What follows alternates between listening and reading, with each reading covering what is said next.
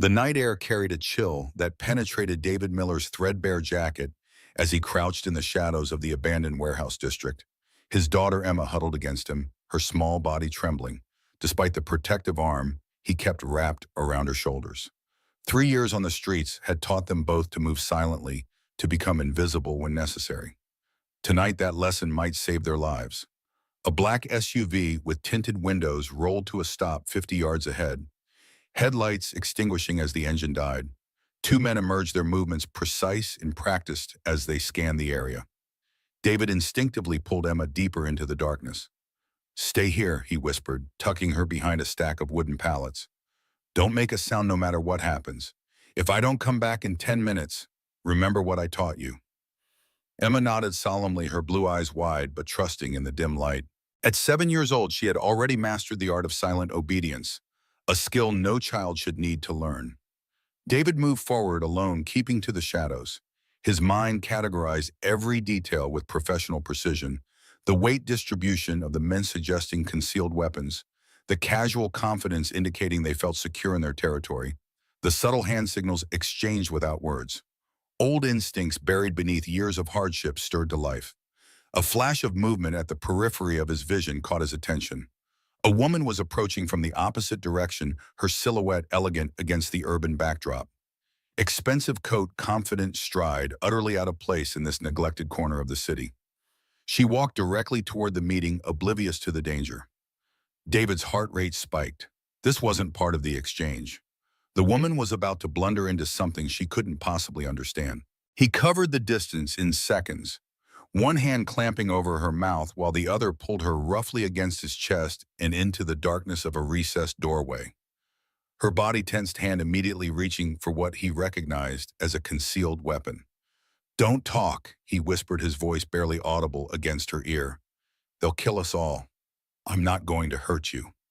Her eyes, visible, even in the darkness, flashed with a mixture of fear and defiance. She stopped reaching for her weapon, but remained rigid in his grasp. 50 yards away, the warehouse door opened.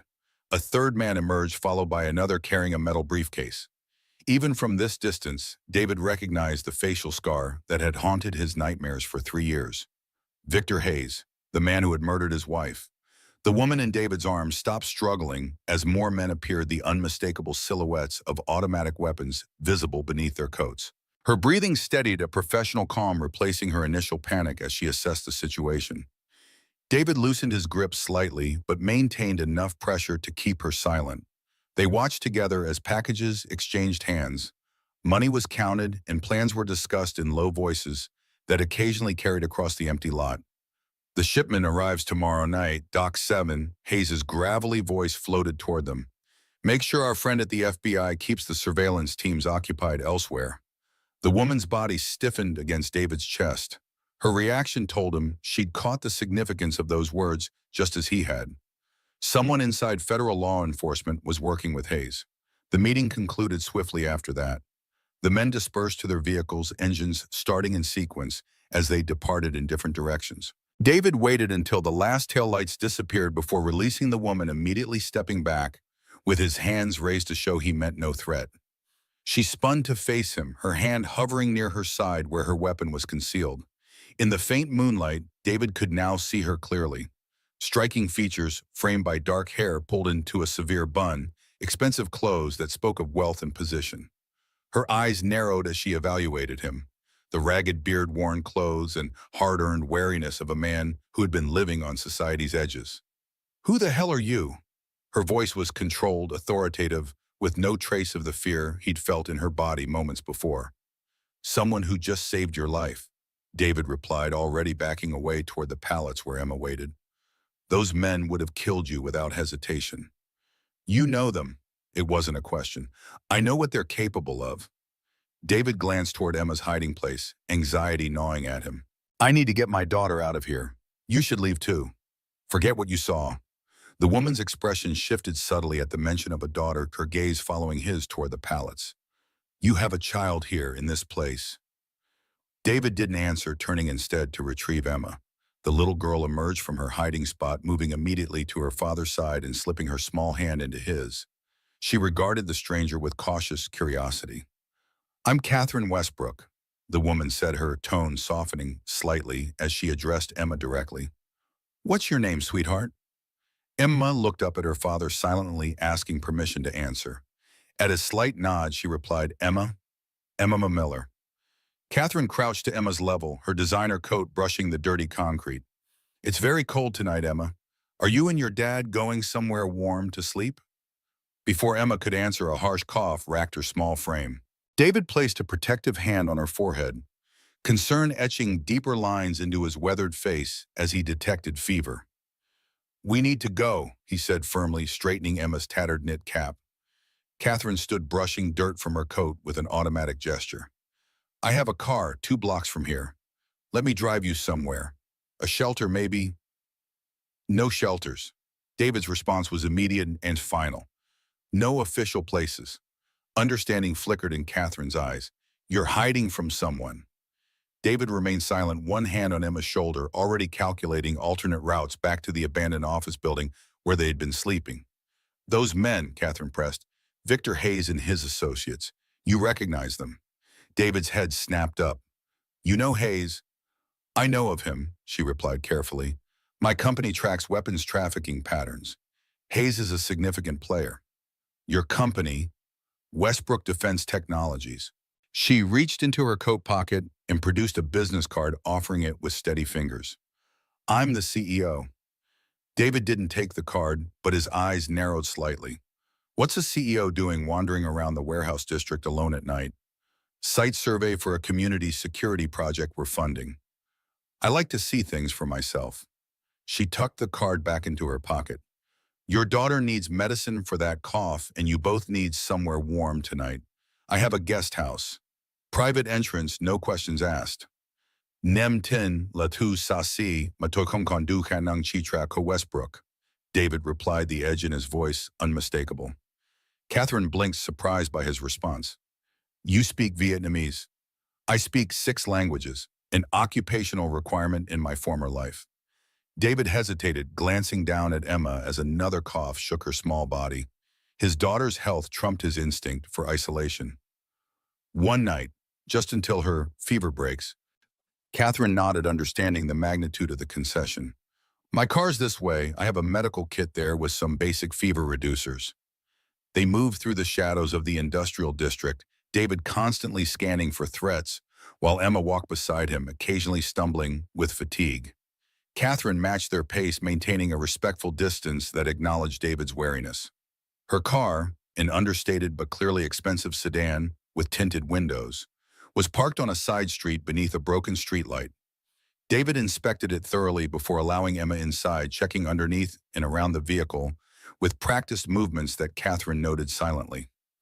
The drive to Catherine's home took 30 minutes, winding through progressively more affluent neighborhoods until they reached a gated estate in the hills overlooking the city.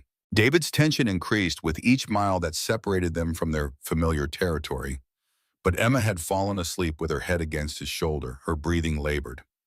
The guest house is behind the main residence, Catherine explained as they passed through security gates that opened automatically at their approach. It has its own entrance and security system. No one will bother you there. David remained silent, his eyes cataloging escape routes, security measures, and potential weapons of opportunity. Habits formed during his FBI years that had only intensified during his time on the streets. The guest house turned out to be larger than any apartment David had ever owned. Modern minimalist furnishings and floor-to-ceiling windows overlooking a lighted garden created an atmosphere of tranquil luxury that felt alien after years of survival on the margins. Bathrooms through there, Catherine indicated with a gesture. Kitchen's fully stocked. I'll bring some children's medicine for Emma. She hesitated, then added, there's a washing machine and dryer in the utility room and clean clothes in the bedroom closets. Help yourselves to whatever you need. After she left, David carried Emma to the bathroom where he gently cleaned her face and hands with a warm washcloth. She stirred, eyes fluttering open. Where are we, Daddy? Somewhere safe for tonight, he replied, helping her out of her dirty clothes and into a warm bath. Just for tonight. It's pretty, Emma murmured, sinking into the steaming water with a small sigh of contentment. Like a princess castle. David's throat tightened as he watched his daughter experience simple comforts that should have been her birthright. 3 years of homelessness had robbed Emma of so much, yet she still found wonder in the world, still trusted him implicitly to keep her safe. A soft knock at the door announced Catherine's return. She carried a tray with children's fever medication, a bowl of soup, and fresh bread. I thought she might be hungry, she explained, setting the tray on a small table. Her eyes lingered briefly on Emma's thin frame visible through the bathroom door, then moved to the scars visible on David's forearm, where he had pushed up his sleeve to help bathe his daughter. David caught her gaze and pulled his sleeve down. Thank you for the medicine. Catherine nodded, understanding the dismissal. There's food in the kitchen for you as well. I'll leave you alone now. She moved toward the door, then paused. Mr. Miller, I don't know what you're running from, but I'd like to help if I can. Why? The question was blunt, suspicious. Catherine considered her answer carefully. Because 3 years ago, your wife Rebecca worked for my company as a cybersecurity consultant before she joined the FBI. She was brilliant and kind, and her death was troubling. David went perfectly still. What did you say? Rebecca Miller was employed by Westbrook Defense Technologies for 18 months before she was recruited by the FBI, Catherine replied quietly. She helped design our core security protocols. When she died, there were inconsistencies in the official report. Emma emerged from the bathroom wrapped in a towel too large for her small frame, oblivious to the tension between the adults. David automatically moved to help her dress in clean clothes from the closet, his mind racing. We'll talk after she's asleep, he told Catherine, his voice neutral, despite the storm of questions brewing inside him. Catherine nodded and left them alone. David focused on settling Emma, giving her medication, and coaxing her to eat some soup before tucking her into the guest bedroom's enormous bed. He sat beside her, stroking her damp hair, as he had every night since Rebecca's death. Tell me about Mommy, Emma whispered, their nightly ritual unchanged despite the unfamiliar surroundings. David smiled gently. Your mother was the smartest person I ever knew. She could solve any puzzle, crack any code. Her mind worked like magic, connecting dots nobody else could see. And she had yellow hair like me, Emma prompted, her eyes already heavy with approaching sleep. Just like yours, David confirmed. And the same blue eyes that could see right through a lie. She would be so proud of how brave you've been. I wish I remembered her better, Emma murmured, fighting to keep her eyes open. I keep her alive for both of us, David promised, continuing to stroke her hair until her breathing deepened into sleep. Only then did he allow himself to confront the implications of Catherine's revelation. Rebecca's connection to Westbrook Defense Technologies was something he hadn't known, a glaring hole in his understanding of the events that had led to her death. For 3 years, he'd been running on limited information, protecting Emma from shadowy threats he couldn't fully identify. Catherine was waiting in the main living area, sitting at a glass table with 2 laptops open before her. She had changed from her business attire into more casual clothes, expensive jeans and a simple sweater that somehow looked just as polished. How much do you know, David asked without preamble, remaining standing. About your wife's death? Not enough. Catherine gestured to the chair across from her. I know it wasn't an accident, despite what the official reports claim. I know that shortly before she died, Rebecca accessed some of our secure files that documented weapons shipments being diverted to unauthorized recipients. Hayes, David supplied, finally taking the seat opposite her. Among others. Catherine pushed one of the laptops toward him. On the screen was a personnel file, his personnel file from the FBI, complete with service record and commendations. Special Agent David Miller, 15 years with the Bureau specialized in weapons trafficking investigations. Presumed dead after disappearing 3 years ago following your wife's accident. David's expression remained impassive. You have good connections. I have resources, she corrected, and a considerable interest in finding out why one of my former employees was murdered and her husband, a decorated FBI agent, went underground with their daughter. David studied her face, looking for signs of deception. Why now? It's been 3 years. Because 3 months ago, one of our security systems flagged unusual access patterns in our weapons tracking database, the same database Rebecca was monitoring before her death. Catherine turned the second laptop to show him a complex array of shipping manifests and inventory discrepancies. Someone is using my company to facilitate illegal weapons transfers just like they were 3 years ago. I've been investigating quietly, but tonight was the first confirmation that Hayes is still involved. David leaned forward, his tactical mind already analyzing the patterns in the data. You need to understand what you're dealing with. Hayes isn't just a weapons dealer. He has protection at the highest levels. When I got too close to exposing his operation, they killed Rebecca to send a message. They would have killed Emma too if I hadn't taken her and disappeared. Who is they? Catherine asked quietly. I don't know exactly. The admission clearly cost him. Someone inside the Bureau buried the investigation into Rebecca's death. Someone with enough authority to make evidence disappear and witnesses recant. I couldn't trust anyone, so I ran. You could have gone public, blown the whistle. With what proof? David's voice hardened. Everything I had collected disappeared from secure storage the night Rebecca died. And then there was Emma to consider. She was only 4, traumatized by her mother's death.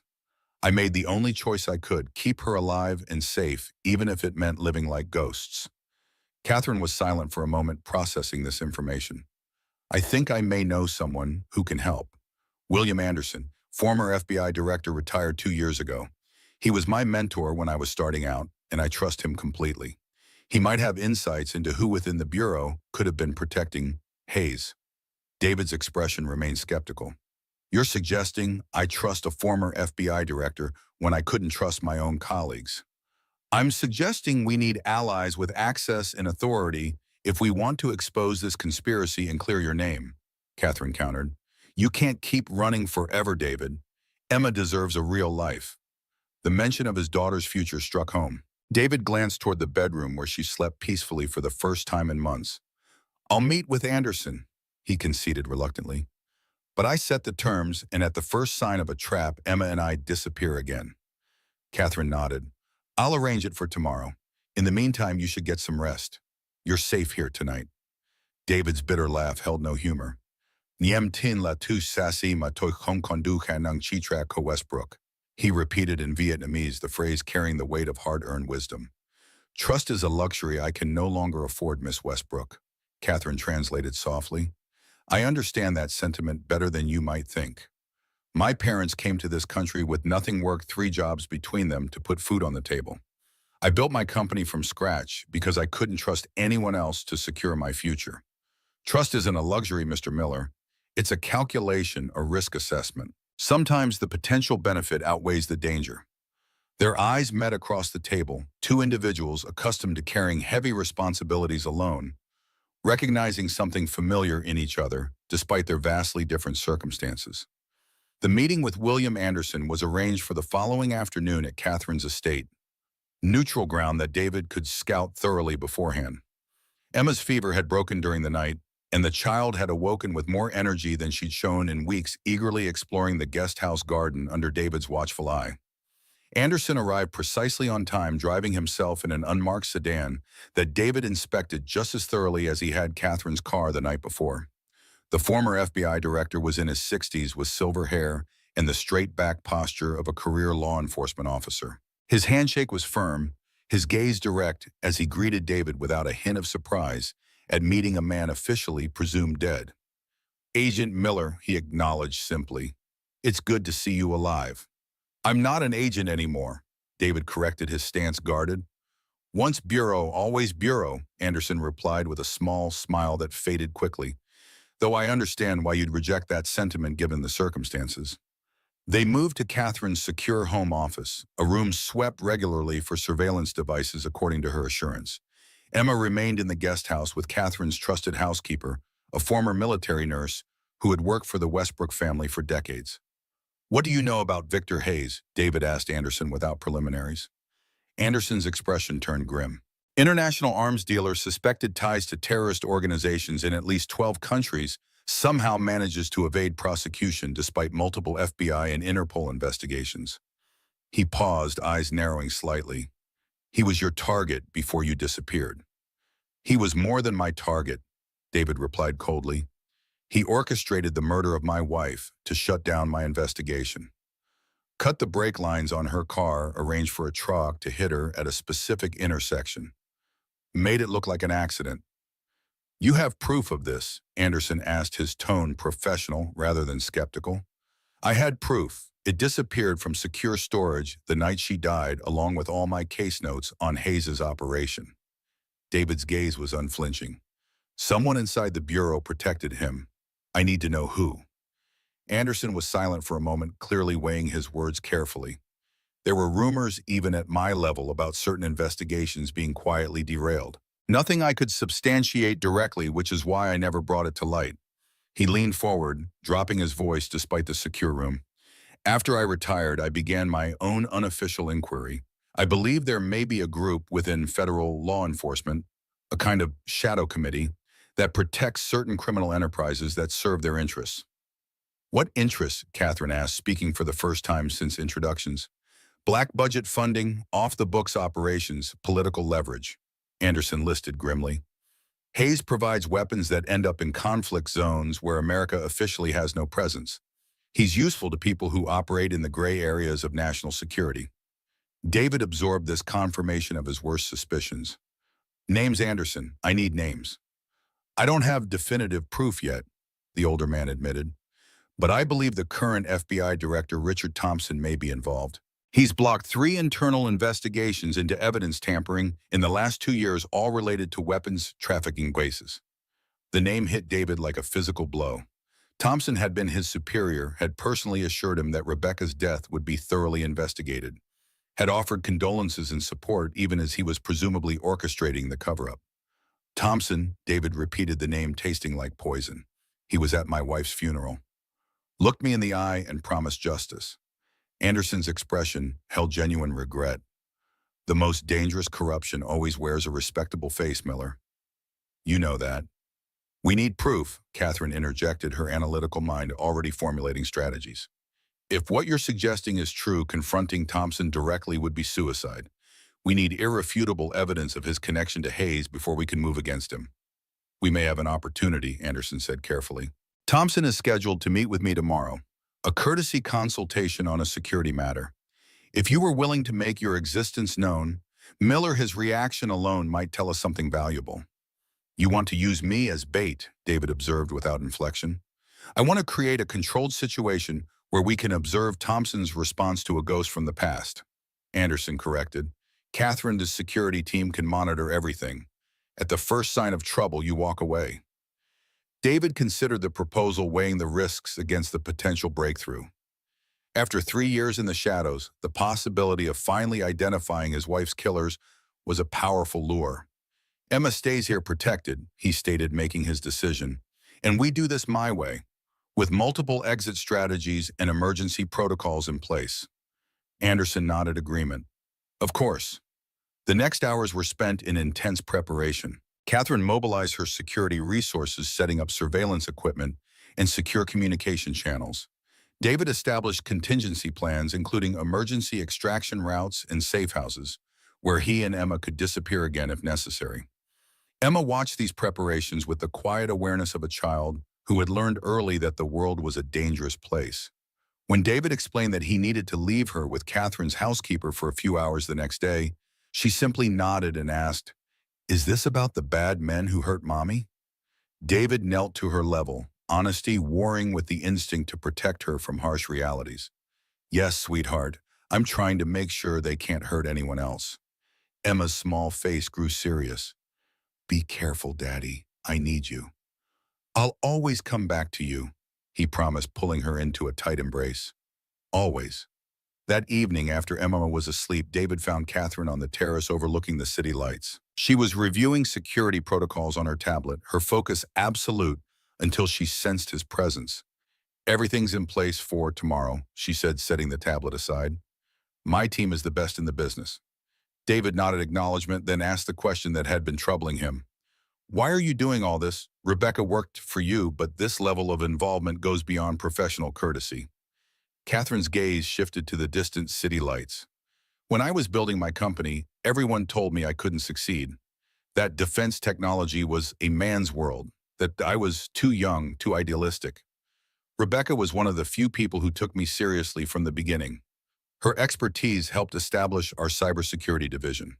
She paused, choosing her next words carefully. "But it's more than that. What happened to your family represents everything I built my company to fight against." Corruption, abuse of power, impunity. If someone is using Westbrook technology to facilitate illegal weapons transfers, that makes me responsible in some way. You're not responsible for how others misuse your work, David said quietly. Aren't I? Catherine turned to face him fully. We create systems and technologies with tremendous power. Claiming no responsibility for how they're used is the easy path, one too many in my industry take without question. The simple integrity of her position resonated with David in unexpected ways. Despite his instinctive wariness, he was beginning to understand why Rebecca had chosen to work with Catherine Westbrook. Get some rest, Catherine advised, standing to return inside. Tomorrow will require all our focus. The meeting with Thompson was scheduled for 2 p.m. at a Bureau satellite office, a location Anderson had selected for its multiple access points and relatively light security presence. David arrived an hour early, conducting his own surveillance of the building and surrounding area. Catherine's security team maintained discreet positions throughout the vicinity, with Anderson's trusted former colleagues supplementing the coverage. David himself had undergone a transformation from homeless father to his former professional appearance. A haircut, shave, and proper clothes had restored the external semblance of Special Agent Miller, though the hardness in his eyes and the new lines in his face told a different story. Anderson entered the building, first greeted by Thompson's security detail, and escorted to a conference room on the third floor. David followed 20 minutes later, using a service entrance and a security badge Catherine had somehow procured. Questions he chose not to ask about her methods. Through his earpiece, David could hear Anderson and Thompson exchanging pleasantries in the conference room. Thompson's voice, smooth, authoritative with the practiced charm of a career bureaucrat, sent a surge of cold anger through David's veins. This was the man who had stood at Rebecca's graveside, who had patted Emma's head and promised that the Bureau would always look after the family of one of its own. He's alone except for one assistant. Anderson's voice came through the earpiece. Ready when you are. David took a steadying breath, checking his weapon, another item Catherine had provided without explanation. 3 years of planning, of staying hidden, of protecting Emma, while nursing a burning need for justice, had led to this moment. He moved purposefully down the hallway, each step bringing him closer to confronting the man who may have orchestrated his wife's murder. The conference room door opened smoothly under his hand. Thompson was seated at the far end of the table, mid-sentence in discussion with Anderson. The FBI director's face remained composed for a fraction of a second before recognition hit his expression, shifting through disbelief to something more calculated. "Hello, Director Thompson," David said evenly, closing the door behind him. "It's been a long time."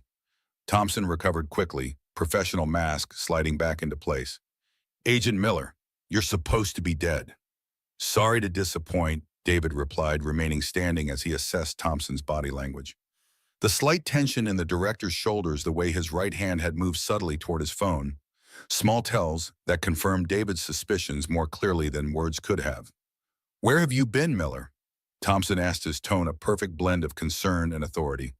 "There was a bureau-wide search when you disappeared with your daughter. We were worried." "I'm sure you were." David's response was ice.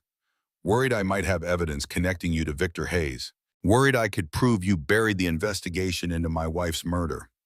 Thompson's expression hardened. "Those are serious accusations from a man who abandoned his post and disappeared with a minor.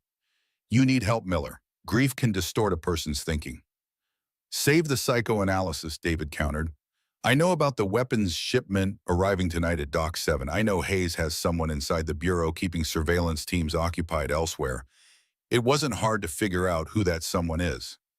A flicker of something, not quite fear but close, crossed Thompson's features before he mastered it. "Anderson, is this why you requested this meeting, to ambush me with a disturbed former agent spouting conspiracy theories?" Anderson remained impassive. "I think we all want the truth, Director. If Miller's accusations are groundless, surely a thorough investigation would clear the air." Thompson's laugh was dismissive. "An investigation based on what the paranoid claims of a man who's been living off the grid for 3 years. Be reasonable, William." He turned his attention back to David. "You should come in officially. Miller, turn yourself in. We can get you the help you need, make arrangements for your daughter." "My daughter stays where she is." David cut him off, the threat in Thompson's seemingly concerned offer transparent. Safe from you and your associates. Thompson's expression shifted subtly, calculation replacing the facade of concern. You've always been an exemplary agent, Miller, one of our best. It would be a shame to see your career end in disgrace, to see your daughter grow up with a fugitive for a father. His voice lowered, intimately threatening, especially when she's already lost her mother to random street violence. Would be tragic if history repeated itself. The implied threat to Emma sent a surge of cold fury through David, but he maintained his outward calm. Are you threatening my daughter, Director?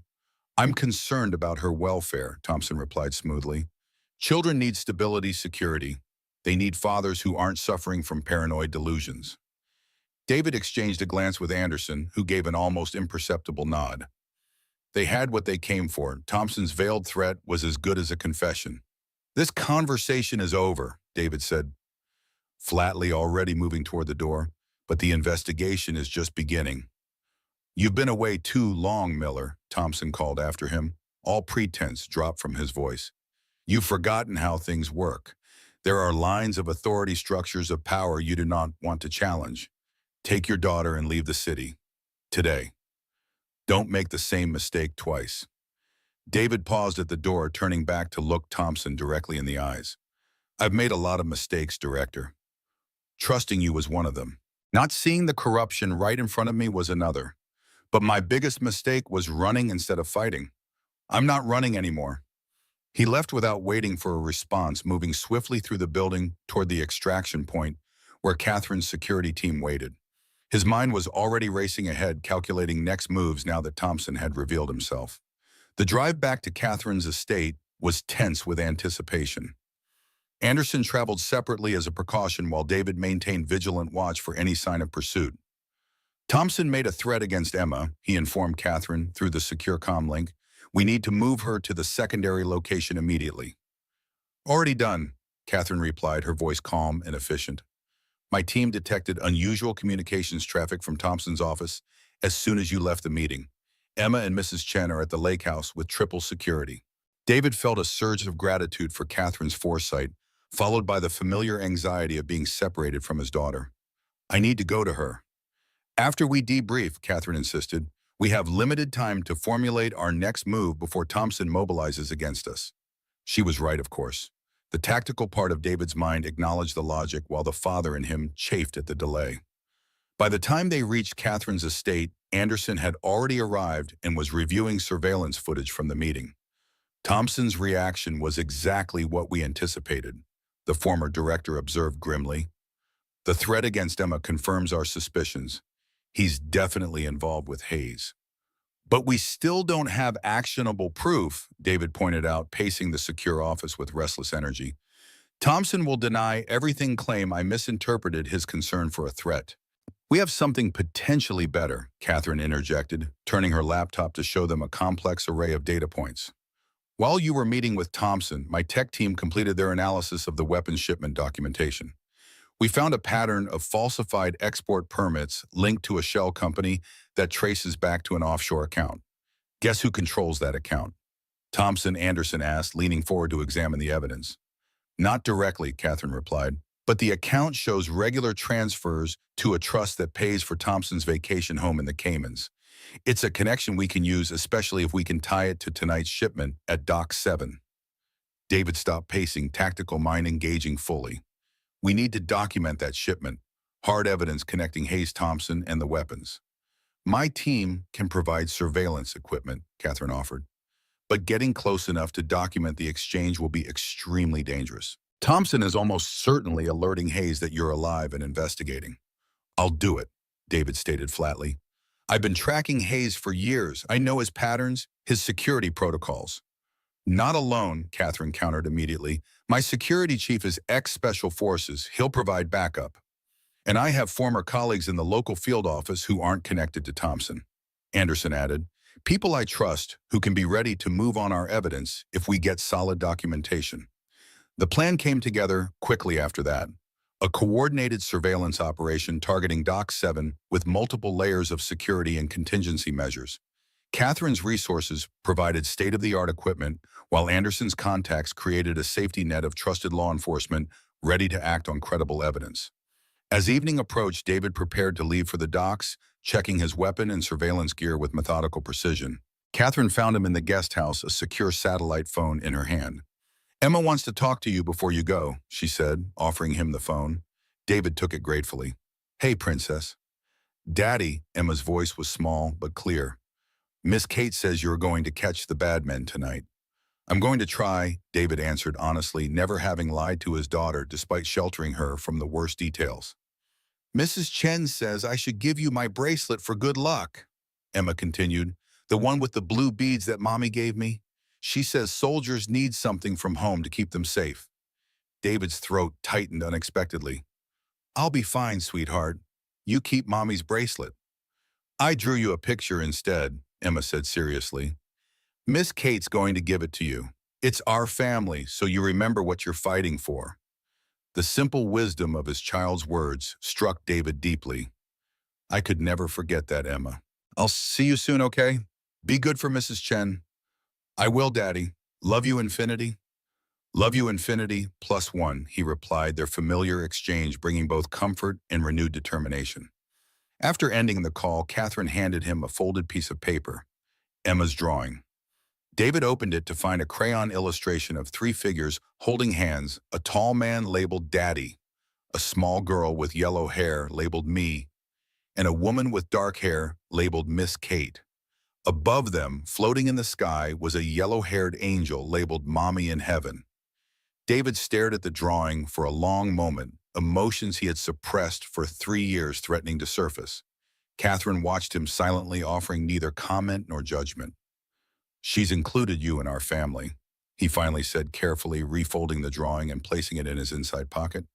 "Children see things simply," Catherine replied. "To Emma, I'm someone who helped her father and gave her a safe place to stay. That's enough for family in her world." David looked at Catherine more fully, then seeing beyond the CEO to the woman who had risked her safety and resources to help a homeless man and his daughter, who had moved Emma to a secure location at the first sign of threat, who had mobilized significant resources to help him find justice for Rebecca.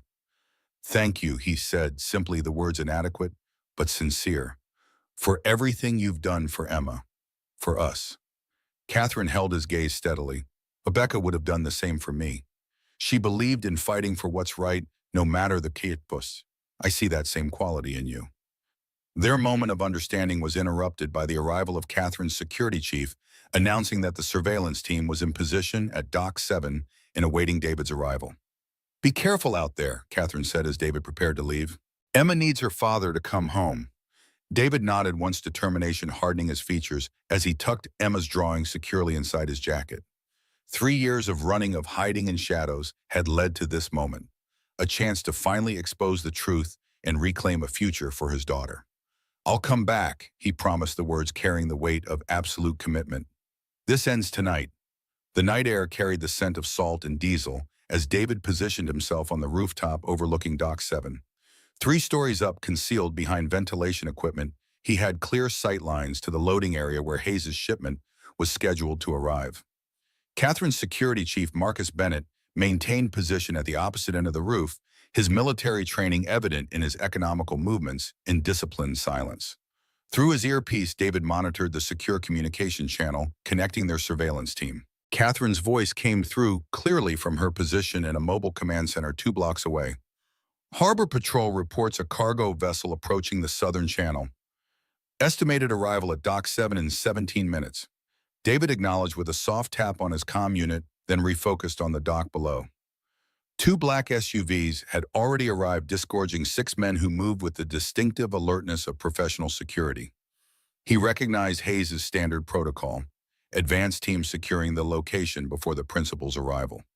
"Thompson is moving," Anderson's voice reported through the comm. "Just left FBI headquarters with 2 agents. Satellite tracking shows them heading toward the harbor district." The pieces were aligning exactly as they had predicted. Thompson's presence would complete the evidence chain they needed. Direct connection between the FBI director and an illegal weapons shipment. David adjusted his position slightly, setting up the specialized camera Catherine had provided. The device would capture high-resolution images while simultaneously recording audio and transmitting everything to the secure servers at Westbrook Defense Technologies. A flicker of movement caught his attention, a guard on the perimeter glancing repeatedly toward the rooftop where David was concealed. The man's hand moved toward his radio. Possible compromise, David whispered into his comm. Northeast corner, guard checking our position. Before Catherine could respond, a second vehicle convoy arrived, headlights sweeping across the dock as three armored SUVs pulled to a stop beside the warehouse. Victor Hayes emerged from the middle vehicle, flanked by four heavily armed men. Even from this distance, Hayes's features were unmistakable. The scar across his left eyebrow, the slight favor to his right leg from an old wound. The man responsible for Rebecca's death stood less than 100 yards away, apparently unconcerned about potential surveillance. David felt a dangerous calm settle over him. 3 years of hiding and protecting Emma while nursing his grief and rage had led to this moment. His finger hovered near the trigger of his weapon muscle memory, responding to the proximity of his wife's killer. "Stand down, Miller." Catherine's voice carried unusual urgency. "We need evidence, not a confrontation. Thompson is still en route. Without him, we have nothing actionable." The rational part of David's mind acknowledged the logic, while another part calculated how quickly he could put a bullet through Hayes' skull. The distance was well within his capabilities, even after years away from the range. A small voice intruded on his thoughts. Emma asking him to come home safely. The memory of his daughter's drawing tucked against his heart provided the anchor he needed. This wasn't about revenge. It was about justice and creating a safe future for Emma. The cargo ship eased against the dock, massive and dark against the night sky. Dock workers, or men dressed as dock workers, began preparing for unloading while Hayes consulted with someone holding a tablet computer. The operation ran with practiced efficiency, suggesting this was a regular occurrence rather than an isolated shipment. "Final vehicle approaching," Marcus reported from his position. "Matches Thompson's security detail." David shifted his camera toward the incoming vehicle, an unmarked government sedan with tinted windows. It stopped short of the main activity area, maintaining a careful distance that demonstrated both caution and complicity. Richard Thompson stepped out, adjusting his tie before walking toward Hayes. No staff, no security detail. Just the FBI director himself meeting privately with an arms dealer the Bureau officially had under investigation. "We have them." Catherine's voice held grim satisfaction. Clear visual confirmation of Thompson meeting with Hayes during an illegal weapons transfer. David captured a series of high-resolution images as the two men spoke their body language, suggesting a relationship far more familiar than adversarial. When they shook hands, the evidence was unmistakable. The director wasn't investigating Hayes, he was partnering with him. "Incoming," Marcus suddenly hissed. "Multiple hostiles from the east side, they're sweeping the buildings." David swung his attention toward the approaching threat. A team of professional-looking operators was methodically searching adjacent structures, working their way toward their position. "We've been made," David confirmed, already packing the surveillance equipment. "Emergency extraction protocol. All units disengage." "Negative," Catherine countermanded. "The shipment is being unloaded now. We need to document the contents before we withdraw." David hesitated, torn between tactical caution and investigative necessity. Below, dock workers had begun unloading large crates from the cargo ship, their contents still unknown, but critical to building their case. 2 minutes, he decided, repositioning to maintain visual contact while minimizing exposure. Marcus, cover the east approach. Delay them if possible without engagement. The camera's powerful lens captured images of the crates being opened for inspection. Inside, nestled in protective padding, were what appeared to be disassembled missile guidance systems. Military-grade hardware with export restrictions that made their presence on this dock unquestionably illegal. "Are you seeing this?" David whispered into his comm. "Capturing everything," Catherine confirmed. "Those are Westbrook guidance systems. Serial numbers visible on the outer casings. They were reported destroyed in a warehouse fire last month." The significance was clear. This wasn't just weapons trafficking. It was theft and diversion of proprietary technology. Catherine's company had become an unwitting supplier for Hayes' operation. "Hostiles closing in," Marcus warned. 30 seconds max. David captured final images of Thompson inspecting the merchandise, his presence now directly linked to the illegal shipment. The evidence was irrefutable. A sitting FBI director personally involved in weapons trafficking. "Extraction now," David ordered. securing the camera and moving toward their predetermined exit route. All units withdraw. Too late. The rooftop door burst open, three armed men spilling through with weapons raised. David dropped instinctively, drawing his own weapon as he rolled behind a ventilation unit. The first exchange of gunfire shattered the night's silence. Marcus engaged the intruders from his position, providing covering fire as David scrambled toward the fire escape on the building's far side. "Command center compromised," Catherine's voice came through, underlaid with the sounds of hasty evacuation. "Additional hostile forces approaching your position from the south. Secondary extraction route advised." David assessed their deteriorating situation with cold clarity. The operation had been betrayed somehow. Perhaps Thompson had been more cautious than they anticipated. Perhaps there was another leak they hadn't identified. A bullet pinged off metal inches from his head, forcing him back into cover.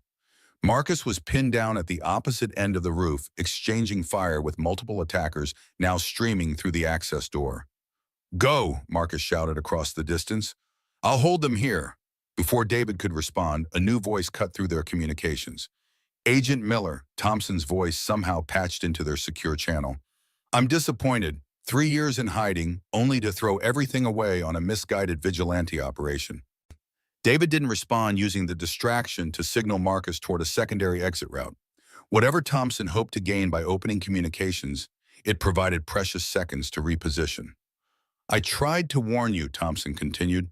"Gun power structures are too valuable to dismantle, too essential to national security. Hayes provides services the government needs but can't acknowledge. Services like murdering federal agents." David finally responded, buying time as he worked his way toward the building's edge.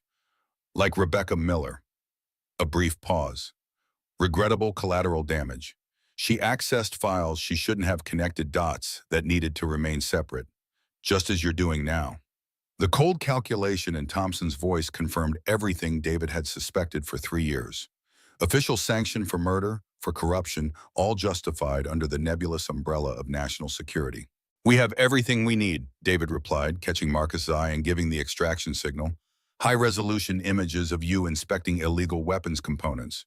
Your offshore accounts, all being uploaded to secure servers as we speak." Another pause, longer this time. David used the moment to fire a covering burst toward the attackers, allowing Marcus to reach the fire escape. "An elaborate bluff," Thompson finally responded, though uncertainty had crept into his tone. "Even if you had such evidence, no one would act on it. The systems protect themselves, Miller. Always." "We'll see about that." David fired again, emptying his magazine toward the attackers as he made a final sprint for the exit. The return fire intensified, bullets ricocheting off the roof surface as he vaulted over the edge onto the fire escape where Marcus waited. They descended rapidly, the metal structure rattling under their weight. 2 floors down, David paused to reload, glancing back up to see figures appearing at the rooftop edge. "Secondary route compromised," Marcus reported, pointing toward additional armed men converging at the alley below. "We're boxed in." David assessed their options with the rapid calculation of someone accustomed to high-pressure decisions. Maintenance access west side of the building should connect to the adjacent warehouse. They changed direction, abandoning the fire escape at the second floor and forcing entry through a maintenance door. The dimly lit corridor beyond offered momentary shelter as they regrouped. "Catherine's status?" David asked through his comm. "Mobile command evacuated. Anderson securing the evidence transmission. Westbrook's security team inbound 4 minutes out." 4 minutes they didn't have. Heavy footfalls echoed from both directions as Hayes's men pursued them through the building. "Split up," David decided. "I'll draw them toward the docks. You extract with the physical evidence." Marcus shook his head. "Not happening, Miller. Ms. Westbrook's orders were explicit. You make it out, whatever it takes." Before David could argue, the first attackers appeared at the corridor's end. Both men fired simultaneously, forcing their pursuers into cover. "No time to debate," David hissed. "Go." They separated at the next junction, David heading toward the dock area, while Marcus moved deeper into the building complex. The pursuit divided as well, but the majority followed David, exactly as he'd intended. He moved with the fluid efficiency that had once made him one of the Bureau's top field agents, using the building's architecture to slow his pursuers, setting improvised traps with fire extinguishers and maintenance equipment to buy precious seconds. Emerging onto a secondary loading dock, David found himself facing the water, the main activity area visible about 200 yards to his right. Hayes and Thompson were still there now, surrounded by agitated security personnel responding to the gunfire.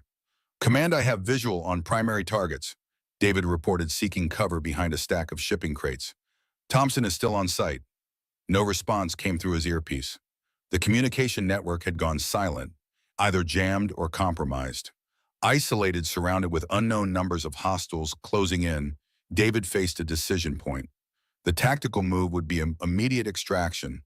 Slip into the water swim to the prearranged pickup point where Catherine's boat should be waiting. But Thompson was still here. The man responsible for Rebecca's death, for 3 years of running for Emma growing up without a mother, stood less than 200 yards away. David checked his weapon and remaining ammunition. Not enough for a frontal assault, but perhaps enough to reach Thompson to capture him, to force a confession that would corroborate the evidence they'd already gathered. Movement to his left interrupted his planning. A door opened and 3 armed men emerged, scanning the area methodically. David pressed deeper into the shadows, weighing his diminishing options. The decision was made for him when one of the men spoke into his radio and pointed directly at David's position. Cover-blown extraction routes blocked, he had only one viable option. David sprinted toward the water's edge, bullets splintering wood around him as he ran. Without hesitation, he launched himself off the dock, arcing through the air before slicing into the dark harbor water. The shock of cold drove the air from his lungs. He kicked downward, staying beneath the surface as long as possible before the need for oxygen forced him up. Gunfire peppered the water around him as he gulped air and submerged again, swimming away from the dock with powerful strokes. Distance and darkness were his only advantages now. David maintained his underwater trajectory until his lungs screamed for air, then surfaced just enough to breathe before diving again. Each cycle took him farther from the dock, from Hayes and Thompson, from the evidence they'd worked so hard to gather. After several minutes, when the sounds of pursuit had faded, David allowed himself to surface more fully. He treaded water, orienting himself in the harbor. The extraction point was northeast of his position, perhaps half a mile along the shoreline. A difficult swim under normal circumstances, nearly impossible with waterlogged clothes in the beginning of hypothermia setting in. Yet Emma's face floated before him in the darkness, her trust, her need for her father to return. That image provided the necessary fuel to begin swimming toward the extraction point, each stroke a defiant rejection of failure. Time became meaningless in the cold water. David focused only on the rhythm of movement, on maintaining direction, on surviving. When his muscles began to fail, he switched to a less demanding stroke. When even that became too difficult, he floated on his back, kicking just enough to maintain forward progress.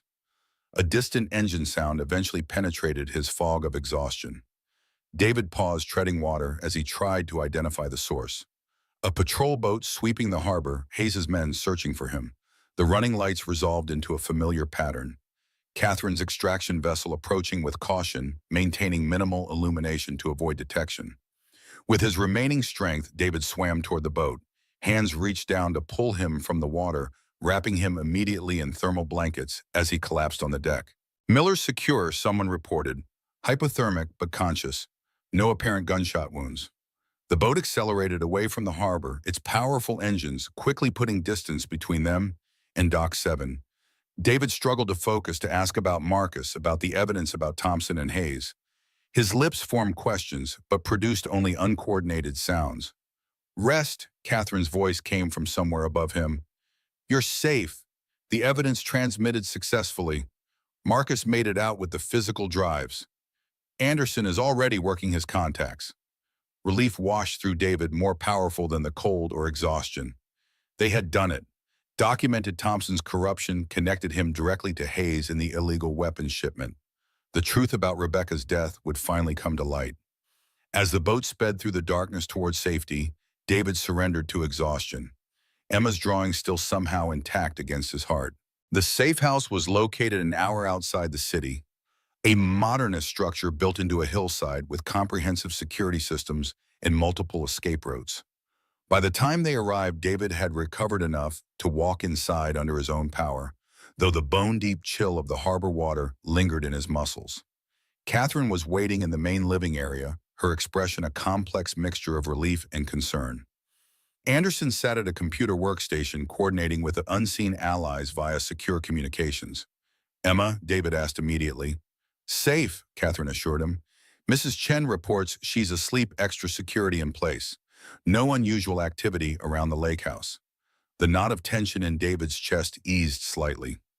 The evidence? Being reviewed by trusted contacts within the Justice Department and congressional oversight committees, Anderson replied without looking up from his work. I've activated every reliable alliance I cultivated during my career. Thompson won't be able to bury this. David accepted the hot tea Catherine offered the mug, warming his still cold hands. Hayes, gone to ground, Catherine admitted, disappeared from the dock moments after you went into the water. But his presence is documented in our surveillance footage, along with the weapons components and Thompson's direct involvement. David nodded, processing the situation.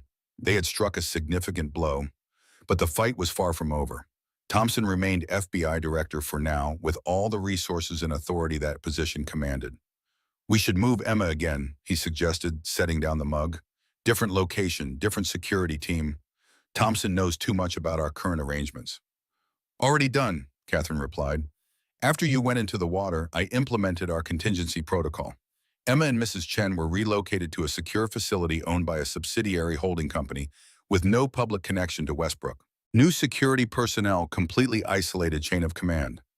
The thoroughness of Catherine's precautions impressed David even through his exhaustion. I need to see her. Tomorrow, Catherine said firmly, after you've rested and we've confirmed no surveillance on our movements. Emma's physically safe right now. That's what matters most. David wanted to argue but recognized the logic of her position. His body was operating on reserves of adrenaline that were quickly depleting. To be effective to protect Emma properly, he needed recovery time. Thompson will retaliate, he noted, forcing his tactical mind back to the immediate threat. He knows we have evidence. He'll move to discredit it or us before it can be acted upon. Anderson nodded grimly. Already happening. Internal FBI bulletins have been issued identifying you as unstable, potentially dangerous. They're framing you as a disgruntled former agent with a vendetta against Thompson, based on conspiracy theories about your wife's death. We anticipated this, Catherine reminded them. It's why we secured multiple independent transmission paths for the evidence, why we have Anderson's network of former colleagues ready to corroborate. Thompson can try to bury this, but too many people have seen the truth now. David leaned back, trying to ignore the throbbing pain spreading from his shoulder, where he'd struck something during his escape. How long until the evidence forces official action? Anderson's expression was cautiously optimistic. I have confirmation that the Attorney General has been briefed. Given the sensitivity of accusations against a sitting FBI director, they'll move carefully, but they will move. 24 to 48 hours for preliminary steps, perhaps a week for formal action. A week. 7 days during which Thompson would retain his authority, his access to Bureau resources, his ability to target David, and more importantly, Emma. Too long, David stated flatly. We need leverage to accelerate the process. Catherine studied him, recognizing the determination beneath his exhausted exterior. What are you thinking? Thompson's primary defense will be deniability, claiming the evidence is fabricated, that I'm unstable, that his presence at the dock was for legitimate investigative purposes. David straightened, pushing through his fatigue. We need testimony from someone inside Hayes' organization, someone who can confirm the long-term relationship between Hayes and Thompson. A cooperating witness, Anderson mused. Difficult but not impossible. Hayes inspires loyalty through fear, not devotion. The right pressure on the right person might produce results. I have someone specific in mind, David said. Marcus captured images of everyone present on that dock. One of Hayes' lieutenants, Alexander Kozlov. He was Hayes' second-in-command when I was investigating them 3 years ago. If anyone knows the details of Thompson's involvement, it's Kozlov. Catherine frowned. Approaching Kozlov directly would be extraordinarily dangerous. Hayes will have his entire organization on high alert after tonight. Not directly, David clarified. Kozlov has a weakness Hayes doesn't know about. A daughter from a relationship before he joined Hayes' organization. She's in medical school in Boston, believes her father works in international shipping. Kozlov has gone to elaborate lengths to keep her separate from his criminal activities, to give her a normal life. Anderson looked up sharply. You're suggesting we use his daughter as leverage? Not as a target, David corrected firmly. As protection. We approach Kozlov with evidence of his crimes and offer immunity in exchange for testimony against Thompson and Hayes. The leverage isn't threatening his daughter, it's offering to include her in witness protection to ensure her safety when Hayes inevitably discovers Kozlov's cooperation. The ethical complexity of the proposal hung in the air between them. Using family connections as persuasion struck uncomfortably close to Thompson's tactics, yet the distinction between offering protection versus making threats represented a critical moral boundary. It's the fastest way to corroborate our evidence, David continued, and time is against us while Thompson retains power. Catherine exchanged glances with Anderson, their silent communication weighing options and risks. Finally, she nodded. We'll need to locate Kozlov first. After tonight, Hayes will scatter his organization implement emergency protocols. I can help with that, Anderson offered. My contacts include people who specialize in finding those who don't want to be found. Give me until morning. The discussion continued, refining strategy and contingencies, but David found himself struggling to maintain focus. The adrenaline that had sustained him was finally depleted, leaving bone-deep exhaustion in its wake. Catherine noticed his deteriorating condition. Enough for tonight. We all need rest if we're going to execute this plan effectively. She stood gesturing toward a hallway. There's a room prepared for you with secure communications to Emma's location. David didn't argue, recognizing his limitations. As Catherine showed him to the bedroom, he found himself struck by her combination of strategic intelligence and practical compassion, qualities Rebecca had possessed in similar measure. Thank you, he said simply as they reached the door, for everything you have done, for Emma, for the truth. Catherine's professional demeanor softened momentarily. Rebecca was important to me, to my company. What happened to her, to your family, deserves justice. She hesitated, then added quietly, and Emma deserves to grow up without looking over her shoulder. Children shouldn't have to carry the weight of adult battles. The personal nature of her comments suggested deeper understanding than professional sympathy. David wanted to ask more to understand what experiences had shaped Catherine Westbrook before she became the formidable CEO who commanded resources with such confidence. Instead, exhaustion claimed priority. He managed a nod of acknowledgement before entering the room, noting automatically the security features. Reinforced door escape route through the bathroom window, secure phone on the nightstand. After a brief call to check on Emma, speaking to Mrs. Chen, who reported his daughter was sleeping peacefully, David finally surrendered to his body's demands. He collapsed onto the bed, still wearing borrowed dry clothes. Emma's drawing transferred to the bedside table where he could see it as consciousness faded. His last thought before sleep claimed him was that for the first time in 3 years, he and Emma might have a future beyond simply surviving. They had allies, evidence, a chance at justice for Rebecca. The path ahead remained dangerous, but no longer impossibly so. Morning arrived with the disorienting uncertainty common to those accustomed to constant relocation. David woke instantly alert, requiring several seconds to place himself in the safe house, to remember the events at Dock 7 to contextualize his current situation. The soreness in his muscles testified to his swim through the harbor, while the clarity of his mind confirmed that rest had restored his tactical faculties.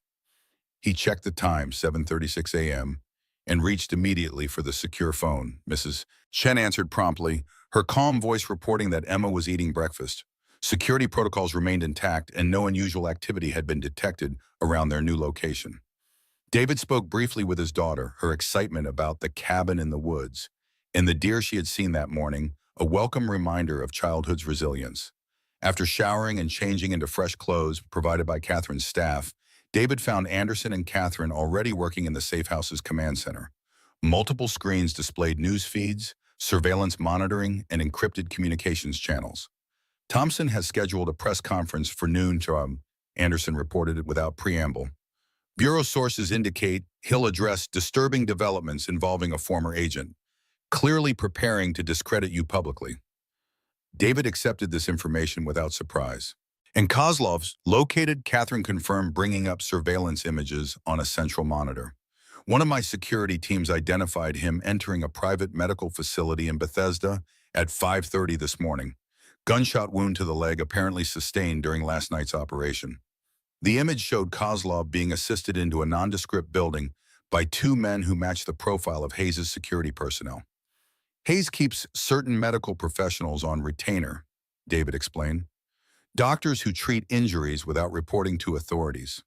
If Kozlov is wounded and under guard, that actually simplifies our approach.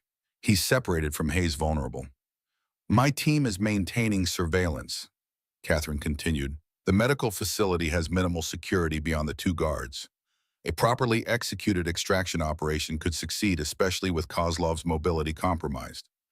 David studied the building's layout on an adjacent screen. How soon can your team move? They're ready now, awaiting final authorization. Catherine's efficient response confirmed what David had already observed. Her resources extended far beyond typical corporate security. Do it, he decided, but emphasize non-lethal tactics. Kozlov needs to be taken alive and coherent for this to work. Catherine nodded, stepping away to issue the necessary orders. Anderson moved closer, his voice lowered despite the secure environment. Thompson is accelerating his timetable. Bureau sources report unusual activity. Security details reassigned evidence lockups accessed outside normal protocols. He's cleaning house Miller, removing anything that might corroborate our evidence. He's scared, David observed, which makes him dangerous but also vulnerable to mistakes. Anderson looked skeptical. Thompson didn't reach his position by making mistakes under pressure. He's calculating, meticulous. Everyone has a breaking point, David countered. The systematic corruption Thompson has engineered relies on shadows on plausible deniability, direct evidence connecting him to Hayes to illegal weapons transfers. That changes the equation fundamentally. Their discussion was interrupted as Catherine returned. Extraction team moving into position. Estimated window for operation in approximately 40 minutes. The following hour unfolded with the controlled tension of a high-stakes operation. Through secure communications, they monitored Catherine's team as they prepared to extract Kozlov from the medical facility. David provided insights into Hayes' security protocols, while Catherine coordinated tactical elements with professional precision. The extraction itself, when it finally commenced, was executed with surgical efficiency. Catherine's team neutralized the guards with non-lethal methods, secured the medical staff, and extracted Kozlov before Hayes' organization could respond. The entire operation lasted less than 7 minutes. Asset secure and en route, reported the team leader through their encrypted channel. Minimal resistance encountered. Target has non-life-threatening wound to right thigh, otherwise stable. David exhaled slowly, releasing tension he hadn't realized he was holding. How long until they reach our location? 90 minutes, Catherine replied. They're taking an indirect route with multiple vehicle changes to ensure no pursuit. Those 90 minutes were devoted to preparation. David compiled evidence packages demonstrating their knowledge of Kozlov's criminal activities, while Anderson prepared immunity documentation through his Justice Department contacts. Catherine secured a video recording setup to capture any testimony Kozlov might provide. When Kozlov finally arrived, he presented a study in controlled fury. Despite his injured leg and the handcuffs securing him to the wheelchair, his eyes swept the room with calculating intelligence, assessing each person present. Alexander Kozlov. David began positioning himself directly in Kozlov's line of sight. We haven't formally met, but you know who I am. Kozlov's expression remained impassive, though recognition flickered in his eyes. The ghost. Hayes said you were dead. Reports of my death were greatly exaggerated. David placed a folder on the table beside Kozlov.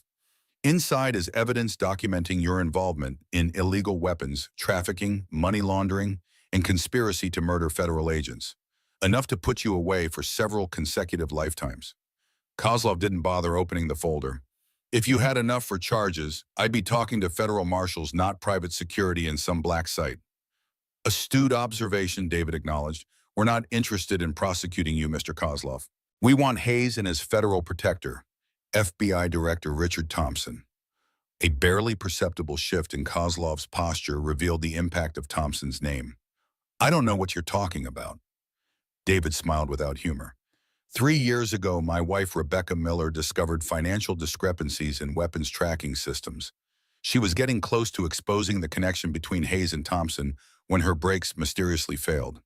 You were part of the operation that organized that hit. Kozlov's eyes narrowed fractionally. You have no proof. Actually, we do. David nodded to Catherine, who activated a monitor displaying high-resolution images from the previous night.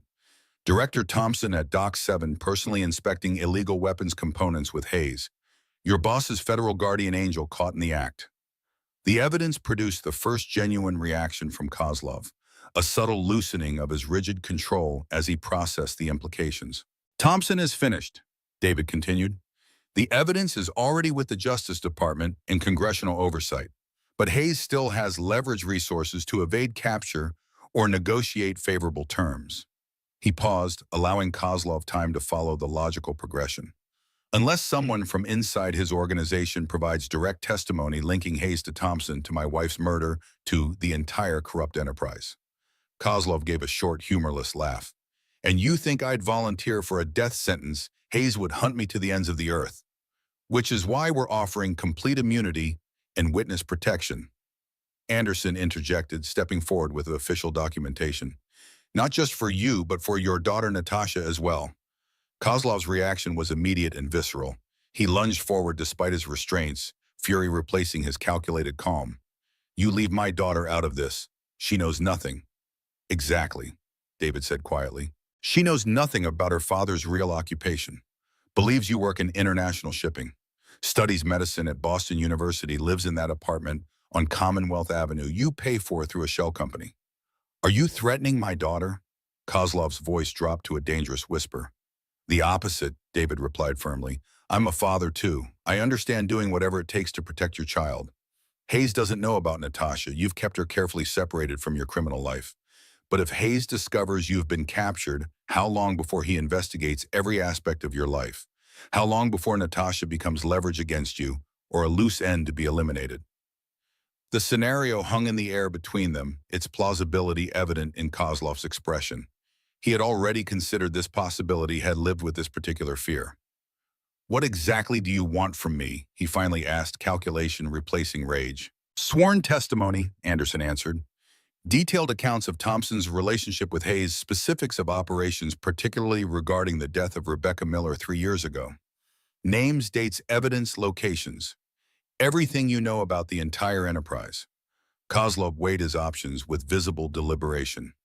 And in exchange, complete immunity for past crimes, Anderson reiterated. New identities for both you and Natasha. Relocation, financial support, ongoing security. I want to speak to her first, Kozlov demanded. Verify she's safe before I say anything. Catherine stepped forward. That can be arranged with appropriate security measures. But understand our timeline. Thompson is actively working to discredit our evidence. Your testimony needs to be secured quickly to be effective. Kozlov nodded slowly, the tactical reality of his situation apparently accepted. Get me a secure line to my daughter. Then we'll talk. As Catherine's team established the requested communication, David stepped outside for a moment of privacy. He checked the secure phone, confirming that Emma remained safe at the remote location. The knowledge anchored him, providing clarity of purpose amidst the complexity of their operation. Anderson joined him in the hallway, his expression troubled. Kozlov could be playing us, buying time for Hayes to locate him. Possibly, David acknowledged, but his concern for his daughter is genuine. I watched his reaction when you mentioned her. That wasn't performance. It was paternal instinct. Like recognizes like, Anderson observed quietly. David nodded. Exactly. Kozlov may be a criminal, but he's also a father trying to protect his child. That's something I understand all too well. Their conversation was interrupted as Catherine appeared in the hallway. Kozlov's call to his daughter is complete. He's ready to talk. The next several hours were devoted to recording Kozlov's testimony, a comprehensive account of the relationship between Hayes and Thompson spanning more than a decade. He detailed financial arrangements, operations conducted with FBI protection, specific instances where Thompson had intervened to derail investigations or remove problematic agents. Most importantly for David, Kozlov confirmed Thompson's direct involvement in Rebecca's death. The FBI director had personally identified her as a threat after discovering she was investigating financial discrepancies in weapons tracking systems. Thompson gave the order himself, Kozlov stated for the record. Said she was getting too close, connecting patterns that needed to remain separate. Hayes assigned the technical work to me, identifying her vehicle, planning the route interception. The brake lines were cut while she was at a bureau meeting. The truck driver was paid to be at that intersection at the precise time. Each word drove the knife deeper into David's heart, confirming what he had suspected but never been able to prove. Thompson hadn't merely covered up Rebecca's murder, he had orchestrated it. When the testimony was complete, Anderson immediately began processing the evidence through his Justice Department contacts. Catherine's team prepared to transfer Kozlov to federal custody under the witness protection agreement Anderson had arranged. David found himself momentarily adrift, the adrenaline of action replaced by the hollow victory of confirmation. Rebecca's killers had been identified, their corruption, documented justice set in motion. Yet none of it would bring her back, would restore what Emma had lost.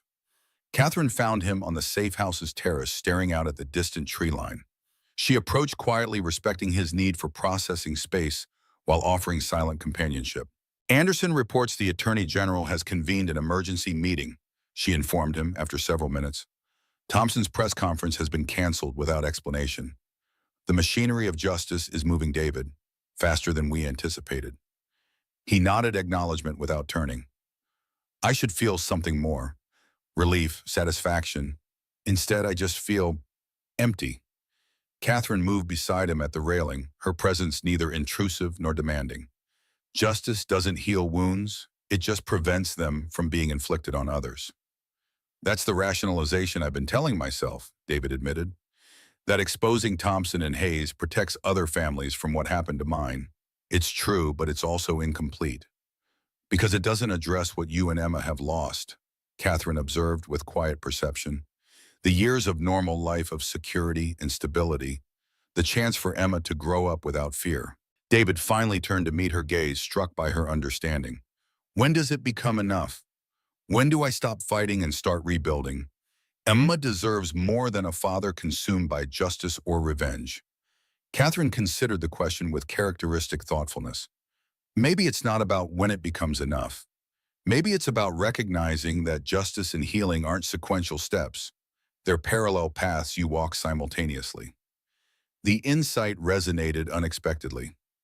For 3 years, David had postponed healing, had subordinated everything to survival and the pursuit of truth. Even his relationship with Emma, devoted as it was, had been shaped by necessary caution rather than natural growth. I want to see my daughter, he decided abruptly, not after Thompson is arrested, not after all the loose ends are tied up. Now. Catherine nodded without hesitation. I'll make the arrangements. My helicopter can have you at the lake house in 40 minutes. As she turned to implement this decision, David caught her arm gently. Come with me. Emma would want you there. Surprise flickered across Catherine's normally composed features, followed by something softer, more vulnerable. Are you sure? She drew you as part of our family, David reminded her simply. Children see things clearly sometimes. I'm starting to think Emma might be right about this too. For a moment, Catherine's professional facade gave way to genuine emotion, a mixture of honored and uncertain that humanized the formidable CEO in unexpected ways. I'd like that very much. The decision made, they moved with renewed purpose. As Catherine coordinated transportation security, David contacted Mrs. Chen to prepare Emma for their arrival. Anderson would remain at the safe house, continuing to process Kozlov's testimony through official channels. An hour later, as the helicopter descended toward the secluded lake house, David felt something he hadn't experienced in 3 years. Not just the anticipation of seeing Emma, but genuine hope for their future. Thompson's corruption was exposed. Hayes's operation compromised, the truth about Rebecca's death finally documented. The path ahead would not be simple or without danger. Thompson still had resources, Hayes remained at large, and the systems that had protected their corruption would not be dismantled overnight.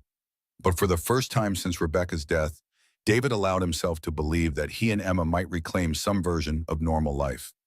Not the same as before, but perhaps something new and meaningful nonetheless.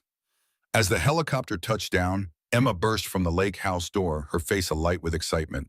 David stepped from the aircraft and knelt with open arms, his daughter's small body colliding with his in a fierce embrace that contained all the love and hope he had preserved through 3 years of hardship. You came back, Emma whispered against his neck, her arms tight around him.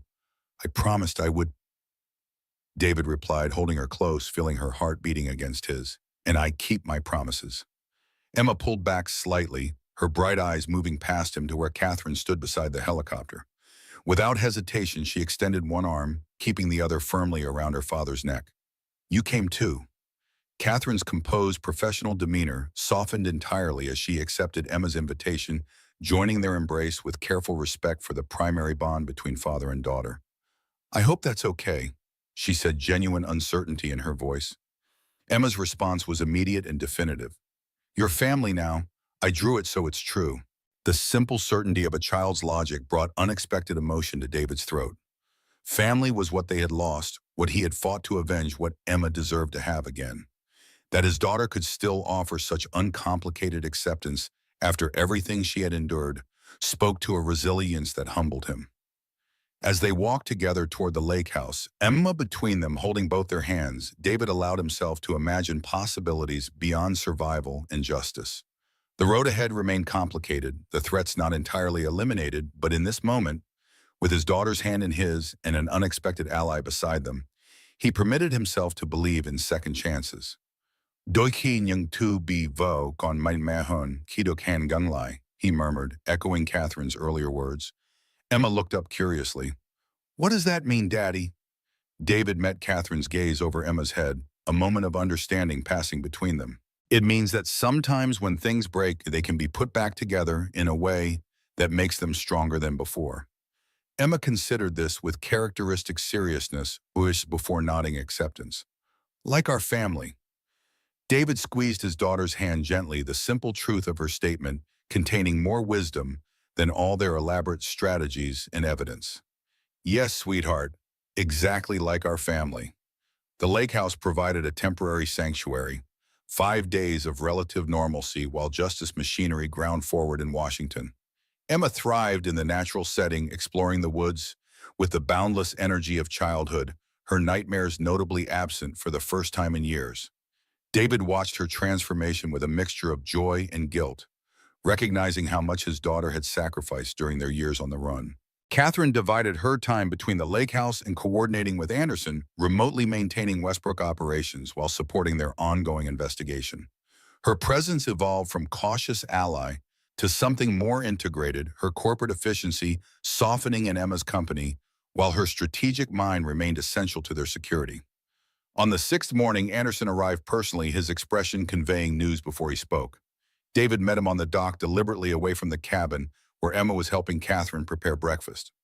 "Thompson has been placed on administrative leave pending investigation." Anderson reported the satisfaction in his voice tempered by caution. "The Attorney General appointed a special prosecutor based on Kozlov's testimony and our evidence. Initial raids have already secured documentation from Thompson's office and residences." David absorbed this milestone with complex emotions. Hayes, still at large, but his operation is compromised. FBI tactical teams hit 3 storage facilities identified in Kozlov's testimony. They recovered weapons components, financial records enough to dismantle significant portions of his network. Progress but incomplete. David scanned the peaceful lake surface, weighing the implications. Thompson will have contingencies, people inside the Bureau loyal to him, evidence already destroyed. "Without question," Anderson agreed, "but he's isolated now, his official authority suspended. The narrative is shifting. 3 news outlets have run stories questioning the investigation into your wife's death, connecting it to Thompson's current troubles. The validation should have felt more satisfying than it did. After 3 years fighting shadows, the truth was finally emerging into public view. Yet David's tactical assessment remained unchanged. Thompson cornered was Thompson at his most dangerous. "We need to move Emma again," he decided. "Different location, different security protocols. If Thompson decides he has nothing to lose." Anderson nodded, understanding the unfinished thought. "I've already arranged a safe house through private channels completely disconnected from my known associates. Transportation standing by whenever you're ready." The conversation paused as Emma's laughter carried across the morning air, the sound achingly normal. David watched his daughter running along the shoreline, Catherine following at a more measured pace, both figures backlit by the rising sun. "She deserves better than constant running." David observed the weight of fatherhood heavy in his voice. "Which is why finishing this matters," Anderson reminded him. "Thompson's administrative leave is the beginning, not the end. The special prosecutor is building a case, But criminal proceedings will take time. Meanwhile, Thompson retains connections resources beyond official channels. And Hayes remains free to rebuild his operation elsewhere, David added grimly. As long as either of them remains at large, Emma stays at risk. Their strategy session continued analyzing vulnerabilities and contingencies. Catherine joined them, eventually leaving Emma with Mrs. Chen inside the cabin. Her corporate precision complemented David's tactical experience and Anderson's institutional knowledge, three different perspectives converging on a common objective. My security team intercepted communications suggesting Thompson has hired private contractors to locate us, Catherine reported, former intelligence operatives, off-the-books operations specialists. They're sophisticated, well-funded. Expected but concerning, Anderson acknowledged. How soon can we relocate to the new safe house? Transport ready within the hour, Catherine confirmed. Security protocols established minimal digital footprint. David's instinct urged immediate movement, yet he found himself hesitating. Emma's finally settling. Each disruption affects her, even when she doesn't show it. Catherine touched his arm lightly, the gesture conveying understanding without dismissing the tactical necessity. Children are resilient, especially when they feel secure in their relationships. Emma trusts you implicitly. That foundation remains constant, regardless of physical location. The wisdom in her observation resonated with David's experience. Throughout their years of running, Emma had maintained remarkable stability despite constant relocation. Her security derived not from places, but from his consistent presence. 1 hour, he decided. I'll help her pack, explain the situation. The conversation with Emma proved easier than anticipated. At 7, she had internalized the rhythms of sudden departure, accepting the necessity with the adaptability of a child who had known nothing else for nearly half her life. Are the bad men coming again? She asked, simply, carefully folding her favorite sweater into the small backpack Catherine had given her.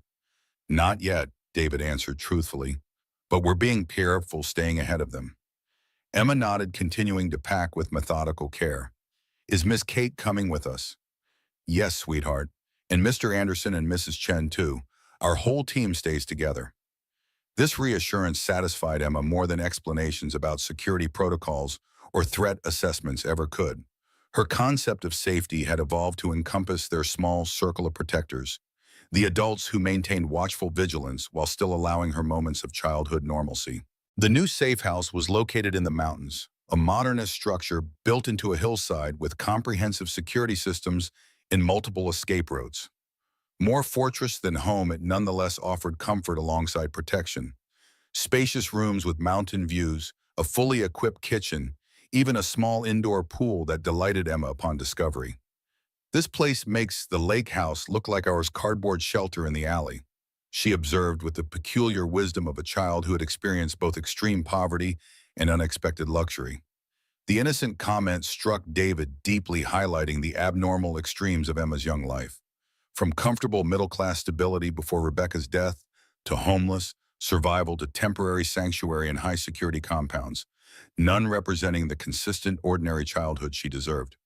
Catherine noticed his reaction, waiting until Emma was exploring the pool area with Mrs. Chen before approaching. She's adjusting remarkably well. She shouldn't have to adjust at all, David replied, regret sharpening his tone.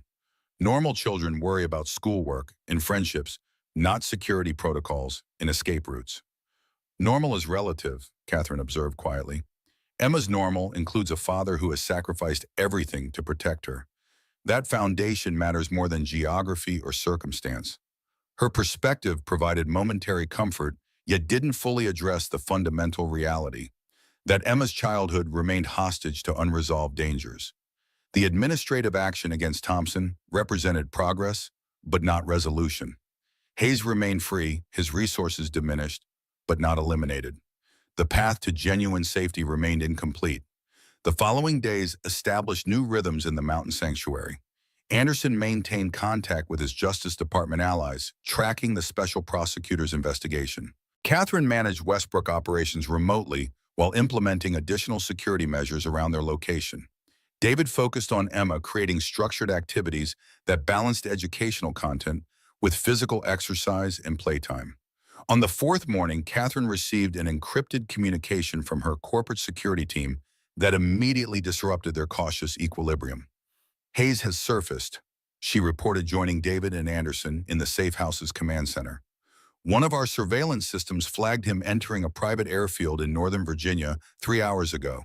He boarded a chartered jet registered to a shell company we've previously connected to his operation. Anderson immediately accessed his secure communications network. Destination? Unknown, Catherine admitted. But the aircraft filed a flight plan for Toronto with subsequent routing to Frankfurt. Given Hayes' pattern of misdirection, that likely indicates neither city is his actual destination. David processed this information through the tactical filter of experience. He's running.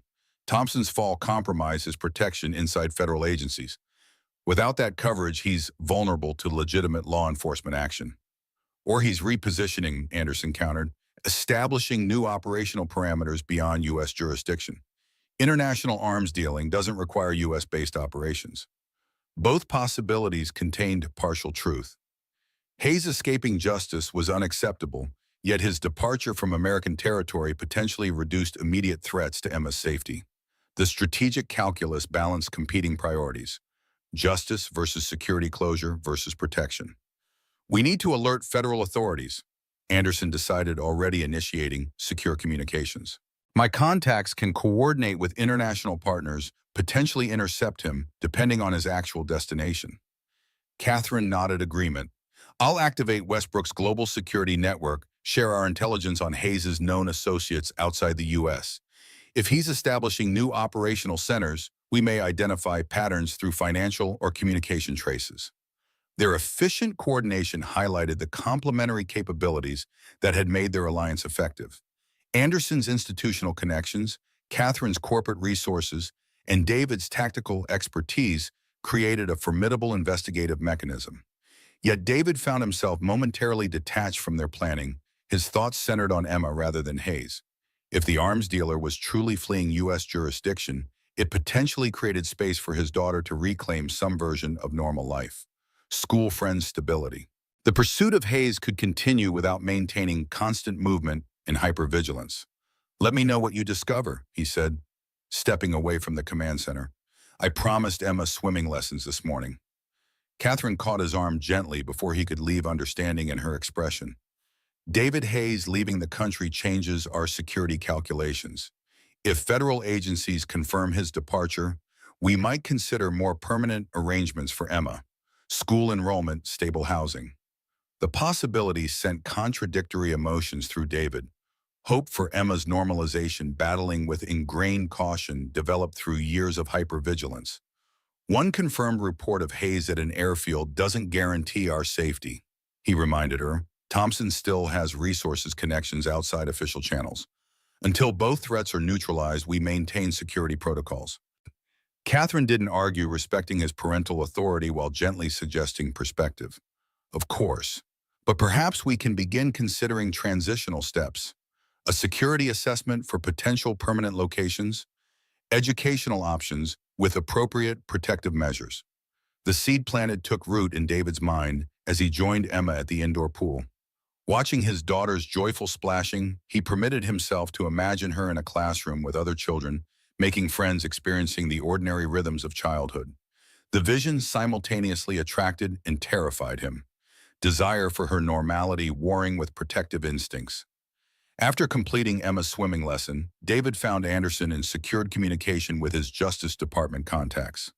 The former FBI director's expression suggested significant developments. Thompson has disappeared. Anderson reported disconnecting his call. Missed his scheduled check-in with the special prosecutor this morning. His security detail found his house empty, evidence of hasty departure. No digital traces, credit cards inactive. The implications crystallized immediately in David's mind. He's running too, following Hayes. Anderson nodded grimly. Appears so, which confirms our suspicion that Hayes wasn't just a criminal Thompson protected. They're partners in whatever operation extends beyond weapons trafficking. Or Thompson knows he can't survive the special prosecutor's investigation, Catherine suggested, joining their conversation. Federal conspiracy and corruption charges, potential treason implications, if the weapons transfers to foreign entities can be proven. All plausible scenarios, none reducing the danger Thompson represented. A cornered bureaucrat with intimate knowledge of federal intelligence operations, extensive connections, and nothing left to lose constituted a different but equally dangerous threat profile. Alert all security teams. David instructed tactical mind mapping potential scenarios, enhance perimeter monitoring, restrict all digital communications to essential traffic only. Catherine was already implementing these directives through her secure channels, while Anderson coordinated with his federal contacts to escalate the search for Thompson. The machinery of official investigation grinding into motion provided cold comfort. Thompson's bureau experience made him exceptionally qualified to evade standard manhunt protocols. David found himself repeatedly checking the pool area where Emma continued swimming under Mrs. Chen's supervision, his hypervigilance surging back to maximum intensity. The momentary hope for normalization retreated beneath renewed threat assessment. Their security precautions proved prescient sooner than anticipated. Shortly after midnight, the perimeter alarm system registered multiple intrusion attempts at strategic points around the property. The sophisticated pattern suggested professional operators rather than random threats. David was instantly awake and moving muscle memory overriding fatigue as he secured Emma first, moving her from her bedroom to the designated safe room with Mrs. Chen before joining Catherine and Anderson in the command center. Orient intruders, tactical formation. Catherine reported monitoring security camera feeds. Military-grade equipment, coordinated approach. They've already disabled 2 perimeter sensors, but the redundant systems captured their presence. Thompson, David concluded grimly. This level of tactical sophistication suggests former special operations personnel, exactly the kind of private contractors he could access through black budget connections. Anderson was already coordinating with their security team through encrypted communications. Defensive positions established. Extraction team alerted 20 minutes out. We need to hold the location until backup arrives. The cold calculation of combat assessment settled over David years of FBI tactical training, merging with the desperate protectiveness of fatherhood. I'll take the south approach. Catherine maintained command center operations. Anderson coordinate with the extraction team. Catherine caught his arm before he could exit. Our security team has this covered, David. You should stay with Emma. She needs her father more than we need another defensive position. The wisdom in her perspective penetrated his tactical focus. Emma's safety wasn't merely about physical protection. It included emotional security that only his presence could provide. Nodding acknowledgement, David retreated to the safe room where his daughter waited, wide-eyed but remarkably composed for a 7-year-old awakened to danger. Are we leaving again, Daddy? She asked as he entered, her small fingers clutching the backpack she had apparently prepared upon first hearing the alarms. The sight simultaneously broke and strengthened David's heart, his daughter's childhood shaped by perpetual readiness for flight, yet demonstrating remarkable resilience in the process. Just being careful, he assured her, checking the room's security features while maintaining calm for Emma's benefit. Catherine's team is handling everything. Through his encrypted earpiece, David monitored the developing situation. Catherine's security personnel were engaging the intruders with professional efficiency, maintaining defensive positions while avoiding lethal force where possible. Containment rather than elimination, preserving potential intelligence sources. The initial assault faltered against prepared defenses, the attackers withdrawing to regroup. This tactical pause allowed Catherine to implement secondary security protocols, shutting down vulnerable systems while maintaining essential communications. Extraction team 5 minutes out, she reported through the secure channel. Maintain positions. David focused on keeping Emma calm during the tense minutes that followed, creating a sense of normal routine within the reinforced safe room. He helped her organize her backpack, reviewed simple math problems, maintained the illusion of ordinary activity, while constantly monitoring the tactical situation through his earpiece. The extraction team's arrival shifted the engagement dynamics entirely. Catherine's reinforcements approached from multiple vectors, creating confusion among the attackers, who now found themselves caught between defensive and offensive pressures. 2 intruders captured, Anderson reported. Remainder withdrawing toward the northern perimeter. Extraction routes secure through the southern approach. The operation concluded with remarkable efficiency. Catherine Bosso security teams had neutralized the threat while capturing valuable intelligence assets. David maintained his position with Emma until Catherine personally came to escort them to the extraction vehicles. All secure, she assured them, her professional composure firmly in place, despite the tension of recent events. Transport ready for immediate departure. Emma shouldered her backpack without question, taking David's hand as they moved through the secured corridors toward the extraction point. The practiced ease of her response to danger represented both impressive adaptation and troubling normalization. A child who had internalized crisis response as ordinary routine. The convoy departed through mountain roads using predetermined, evasive protocols to ensure no pursuit. Emma eventually fell asleep against David's shoulder in the armored SUV, her trust in his protection absolute despite the disruption. Preliminary interrogation of the captured intruders confirms Thompson's involvement. Catherine informed him quietly, mindful of Emma's sleeping presence. Former military contractors hired through cutouts provided with our location approximately 6 hours ago. Source of the information, David asked, automatically stroking Emma's hair as she stirred briefly. Unknown, Catherine admitted, but the operational parameters suggest someone with access to our security protocols. The attackers knew exactly where to target our surveillance systems. The implications settled heavily between them. Their circle of trust potentially compromised, information security breached at some level. David's tactical assessment immediately cataloged everyone with knowledge of their location, security arrangements, communication protocols. We need a complete security reset, he concluded. New location, new protocols, minimal information distribution. Catherine nodded agreement, already working on her secure tablet to implement these changes. I have a property in the Cascades, privately owned through a holding company with no connection to Westbrook. Minimal digital footprint, isolated location, natural defensive features. Their conversation continued in hushed technical details. Contingency planning, information, compartmentalization, enhanced verification protocols. Throughout this tactical discussion, David maintained physical contact with his sleeping daughter, the juxtaposition highlighting the personal stakes underlying their strategic calculations. 3 hours later, their convoy reached a private airfield where Catherine's corporate jet waited. The change in transportation modality represented standard evasive procedures, switching vehicles and travel methods to complicate potential tracking. Emma woke during the transition, accepting the latest disruption with the stoicism that simultaneously impressed and concerned David. Children should protest midnight evacuations, should complain about interrupted sleep and constant relocation. Emma's calm compliance reflected adaptation to abnormal circumstances that no child should need to develop. Where are we going now? She asked simply, allowing David to help her board the aircraft. Somewhere beautiful in the mountains.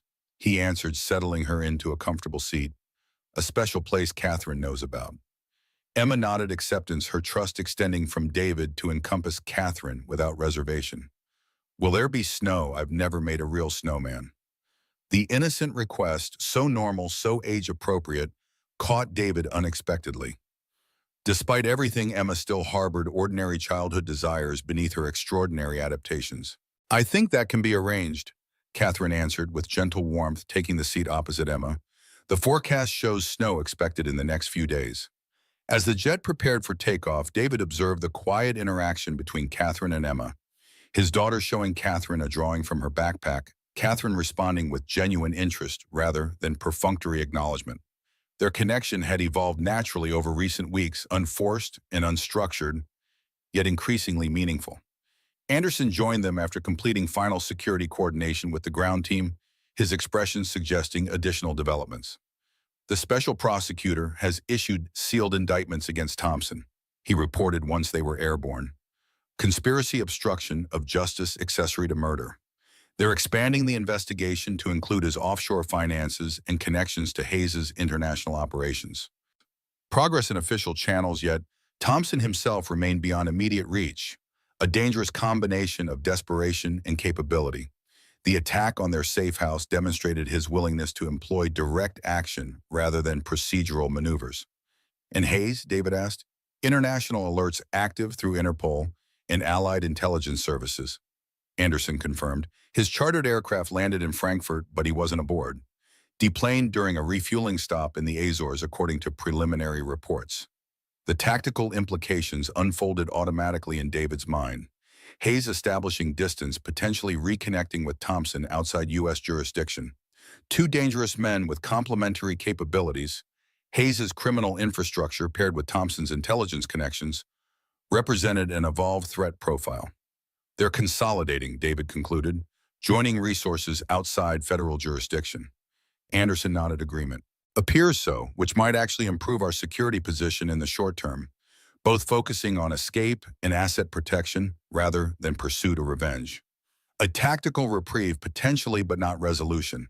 As long as Thompson and Hayes remained at large, the threat to Emma persisted, perhaps diminished temporarily by geography and priorities, but never eliminated.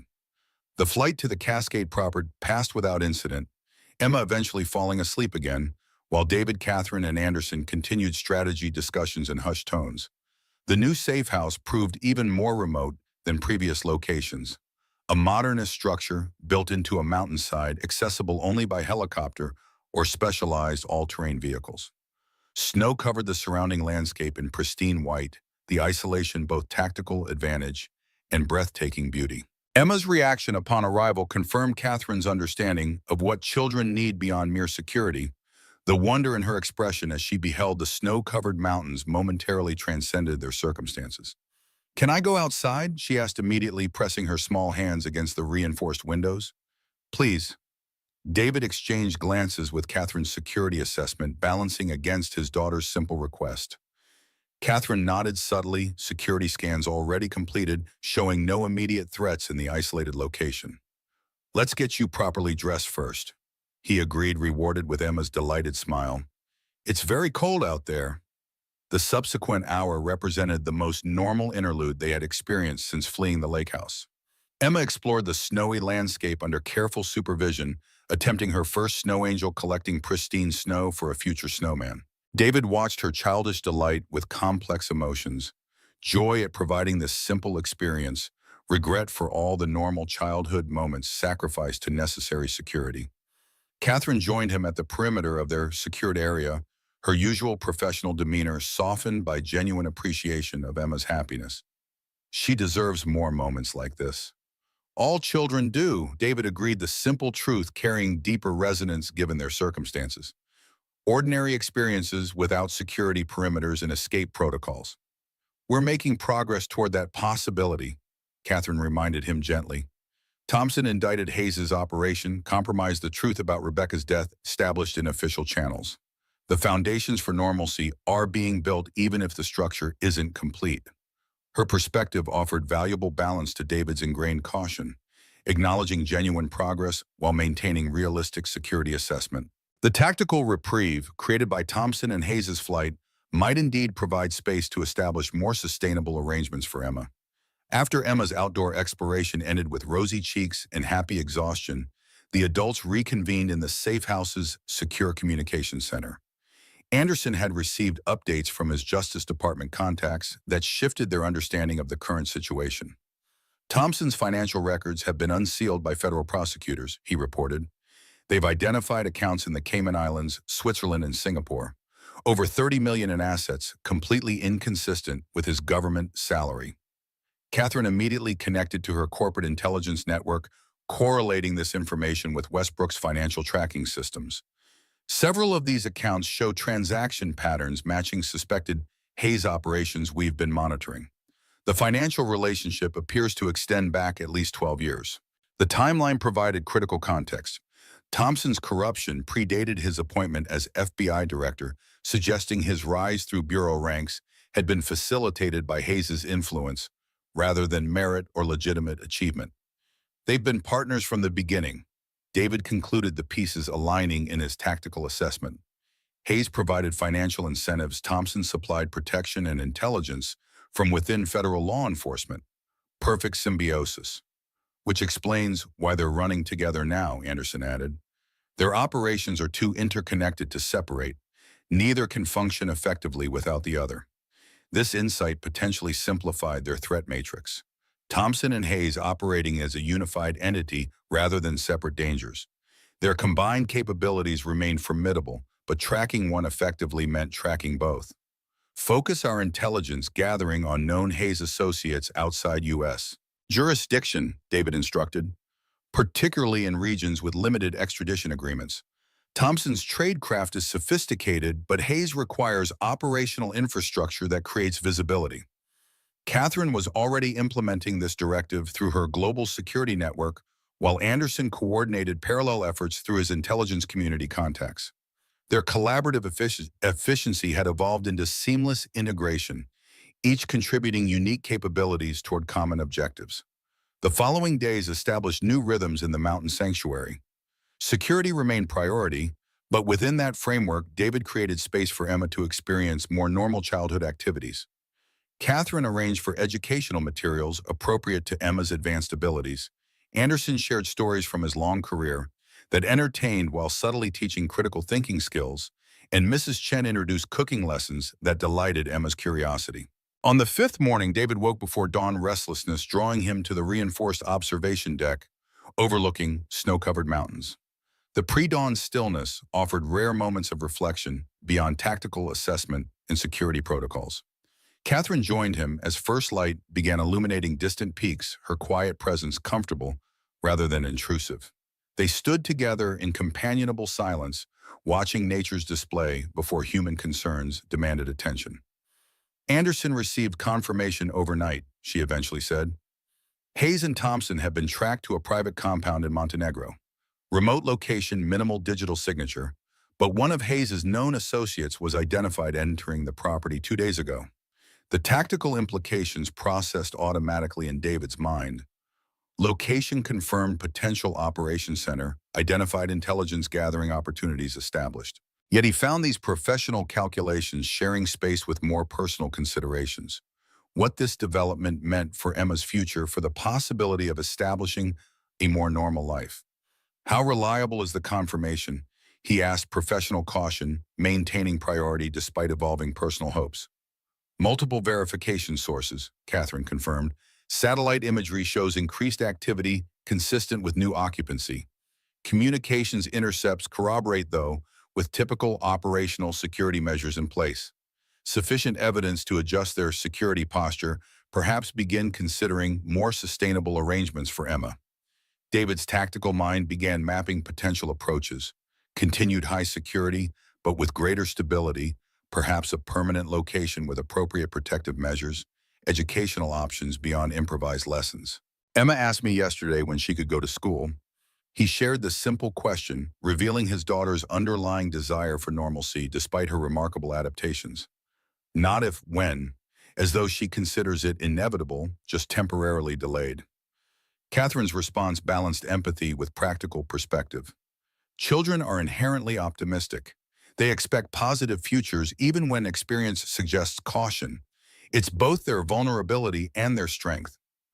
I've focused so completely on keeping her alive, on finding justice for Rebecca, that I sometimes forget she needs more than physical safety. The admission emerged from growing self-awareness from watching Emma's interactions with Catherine that highlighted his own narrowed perspective. You've given her everything essential, Catherine countered gently. Security, love, consistency amid chaos. The foundation for everything else. Her understanding provided momentary comfort, yet David's self-evaluation continued with characteristic thoroughness. But at some point, security must transition to living. Emma deserves childhood beyond safe rooms and security protocols, which may finally be possible, Catherine suggested carefully.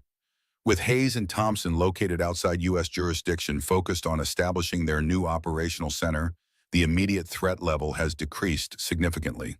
We could consider more permanent arrangements with appropriate security measures.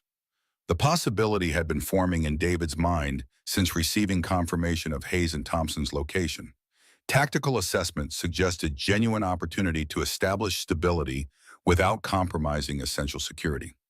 Emma's future expanding beyond perpetual flight, incorporating ordinary experiences like school friends, community.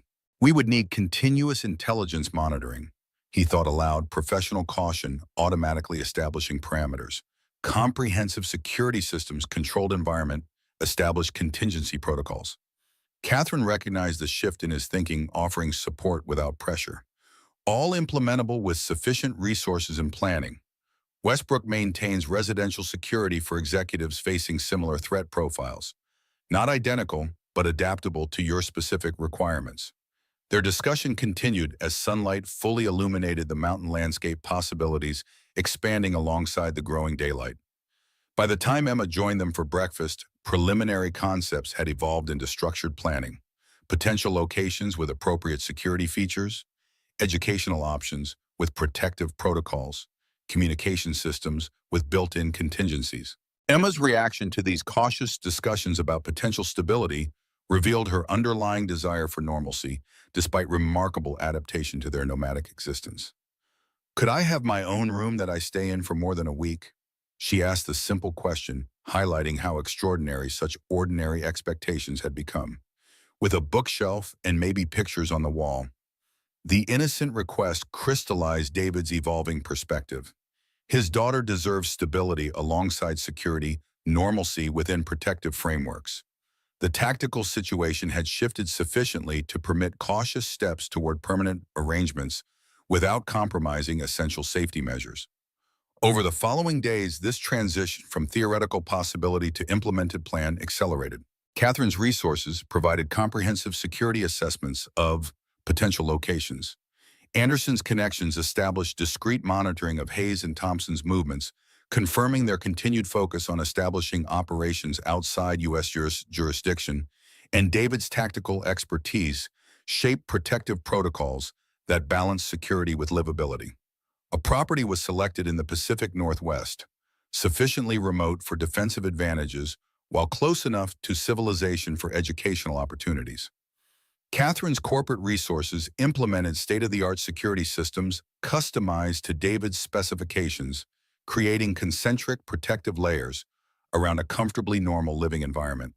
Emma's involvement in the process revealed both her adaptability and underlying desire for stability. She selected bedroom colors with the serious consideration of a child who had never before been offered such choices, requested bookshelves with the enthusiasm of someone discovering permanent possession for the first time, asked questions about nearby children with tentative hope for potential friendships. 2 weeks after implementing this transition plan, David stood in Emma's newly completed bedroom, watching his daughter arrange books on her personal shelves with proprietary satisfaction. The scene embodied the careful balance they had established, normal childhood experiences within comprehensively secured parameters. "Do you think I can go to real school soon?" Emma asked without looking up from her organizational project. Not just online lessons. David considered his response carefully balancing honesty with appropriate reassurance. "We're working toward that possibility. For now, Catherine has arranged for certified teachers to come here several days each week. Like private school, but even more special." Emma appeared to consider this compromise acceptable, continuing her methodical book arrangement. "And can we stay here not forever maybe, but for a long time?" The question contained layers of meaning beyond its simple words, seeking reassurance about stability, about ending the constant disruption that had characterized her young life. David sat beside her on the carpeted floor, giving the question the serious consideration it deserved. "That's the plan," he confirmed, choosing words that acknowledge reality while offering genuine commitment. "We've created something special here, security and stability together. It won't always be perfect, and we'll still need to be careful, but this is home now, for a long time." Emma's smile contained pure childhood happiness, momentarily unburdened by the extraordinary circumstances that had shaped her young life. She leaned against David's shoulder with comfortable familiarity, the physical connection communicating trust more eloquently than words could express. "I'm going to put Mommy's picture here," she decided, pointing to a special place on her bookshelf. "And maybe we could get a picture with you and me and Miss Kate, too." For the other side, the casual inclusion of Catherine in their family structure reflected Emma's straightforward perspective. Catherine belonged in their constellation. Her role evolved from professional ally to something more integrated and personal. David found himself surprisingly comfortable with this natural evolution, recognizing the genuine connection that had developed between them through shared purpose and mutual respect. "I think that's a wonderful idea." He agreed, the simplicity of Emma's suggestion containing profound implications for their future. Later that evening, after Emma had fallen asleep in her new bedroom, David joined Catherine on the secured observation deck overlooking their property. The night sky stretched above them, stars visible beyond scattered clouds, the protected perimeter ensuring privacy without claustrophobia. Emma wants to put a family picture on her bookshelf. He shared the casual comment carrying deeper significance than its surface simplicity. You, me, and her. Catherine's composed professional demeanor softened with genuine emotion. I'm honored she thinks of me that way. She sees clearly sometimes, David acknowledged, recognizes connections that adults complicate with unnecessary qualifications. The observation hung between them, neither pushing toward premature definition nor retreating from meaningful acknowledgement. Their relationship had evolved organically through shared purpose and growing personal connection, its future development uncharted but increasingly possible. Anderson confirmed the special prosecutor has filed additional charges against Thompson. Catherine reported, after comfortable silence, professional updates naturally interwoven with personal moments. International warrants issued through Interpol diplomatic pressure on Montenegro regarding extradition. Hayes will have contingency locations already established. David assessed automatically. Multiple exit strategies, alternate operational centers. They won't remain stationary once they detect increased attention. Agreed, but their movement creates visibility, intelligence gathering opportunities. Each relocation exposes potential vulnerabilities. The tactical discussion continued with professional efficiency, yet existed alongside rather than replacing their personal connection. The integration of professional capabilities with growing personal bonds characterized their evolving relationship, neither aspect diminishing the other. As their conversation concluded, David found himself contemplating the fundamental transformation of recent weeks. From perpetual flight to cautious stability, from isolated protection to collaborative security, from focused vengeance to balanced justice. The path forward remained complex, with Hayes and Thompson still representing genuine threats requiring vigilance and preparation. Yet within that realistic assessment, space had opened for something beyond mere survival. Emma's bedroom with personalized bookshelves, tentative plans for modified educational arrangements, the possibility of controlled social interactions, small steps toward normalcy that had seemed impossible months earlier. Kongai toi sung dang ko toi to, tuk su không chi la su song con. David murmured Vietnamese words emerging naturally from deep contemplation. Catherine tilted her head slightly, questioning. My daughter deserves a real childhood, not just survival. David nodded, surprisingly comfortable with her understanding of his private reflection. Something my father used to say, that children need more than protection, they need room to grow. Wise perspective, Catherine acknowledged. Security creates the foundation, but shouldn't become the entire structure. The insight captured their evolving approach. Comprehensive protection, establishing parameters within which more normal life could develop. The balance remained delicate, requiring continuous assessment and adaptation, yet fundamentally shifting from reactive survival to proactive living. As they prepared to return inside, Catherine paused momentarily. Emma asked me today if I knew how to make birthday cakes. Apparently her 8th birthday is next month, and she's never had a proper celebration. The simple observation struck David with unexpected force. Another ordinary childhood experience his daughter had sacrificed to necessary security. Rebecca always made elaborate themed cakes, princesses, animals, whatever Emma was interested in that year. After, we acknowledged birthdays, but celebrations weren't possible. Perhaps this year could be different, Catherine suggested carefully. Small gathering, appropriate security measures, but an actual celebration. Cake presents, maybe even carefully vetted guests. The possibility would have seemed irresponsible months earlier, yet now represented reasonable accommodation within their evolved security framework. Hayes and Thompson remain threats requiring vigilance, but their geographic displacement and focus on establishing new operational centers created tactical space for controlled normality. I think she'd like that. David agreed, the simple acknowledgement representing significant evolution in his security assessment. Alreid is an important birthday. Their conversation continued inside practical planning, naturally integrated with personal connection, professional capabilities, supporting rather than replacing human bonds. As they reviewed security protocols for Emma's proposed birthday celebration, David found himself contemplating the remarkable journey from FBI agent to homeless fugitive to cautiously optimistic father, creating space for his daughter's normal development. The path ahead remained complex, with genuine threats requiring continuous vigilance. Hayes and Thompson continued operations beyond immediate reach, their capabilities diminished but not eliminated. Justice remained incomplete, with formal accountability still pending through complex international legal mechanisms. Yet within that realistic assessment, genuine progress had created space for something beyond mere survival. Emma arranging books on personal shelves, planning birthday celebrations, cautiously anticipating educational opportunities, small victories of normalcy emerging from years of necessary disruption. Children see things simply, Emma had observed while drawing her family picture. The wisdom in her uncomplicated perspective offered valuable counterbalance to adult complexity. Security and stability could coexist, justice and healing could proceed simultaneously.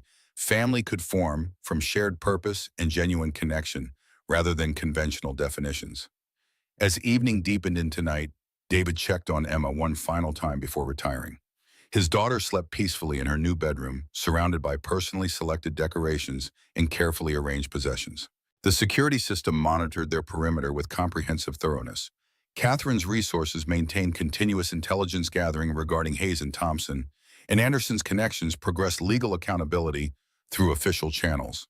Within this carefully constructed framework, something resembling normal life had begun taking root.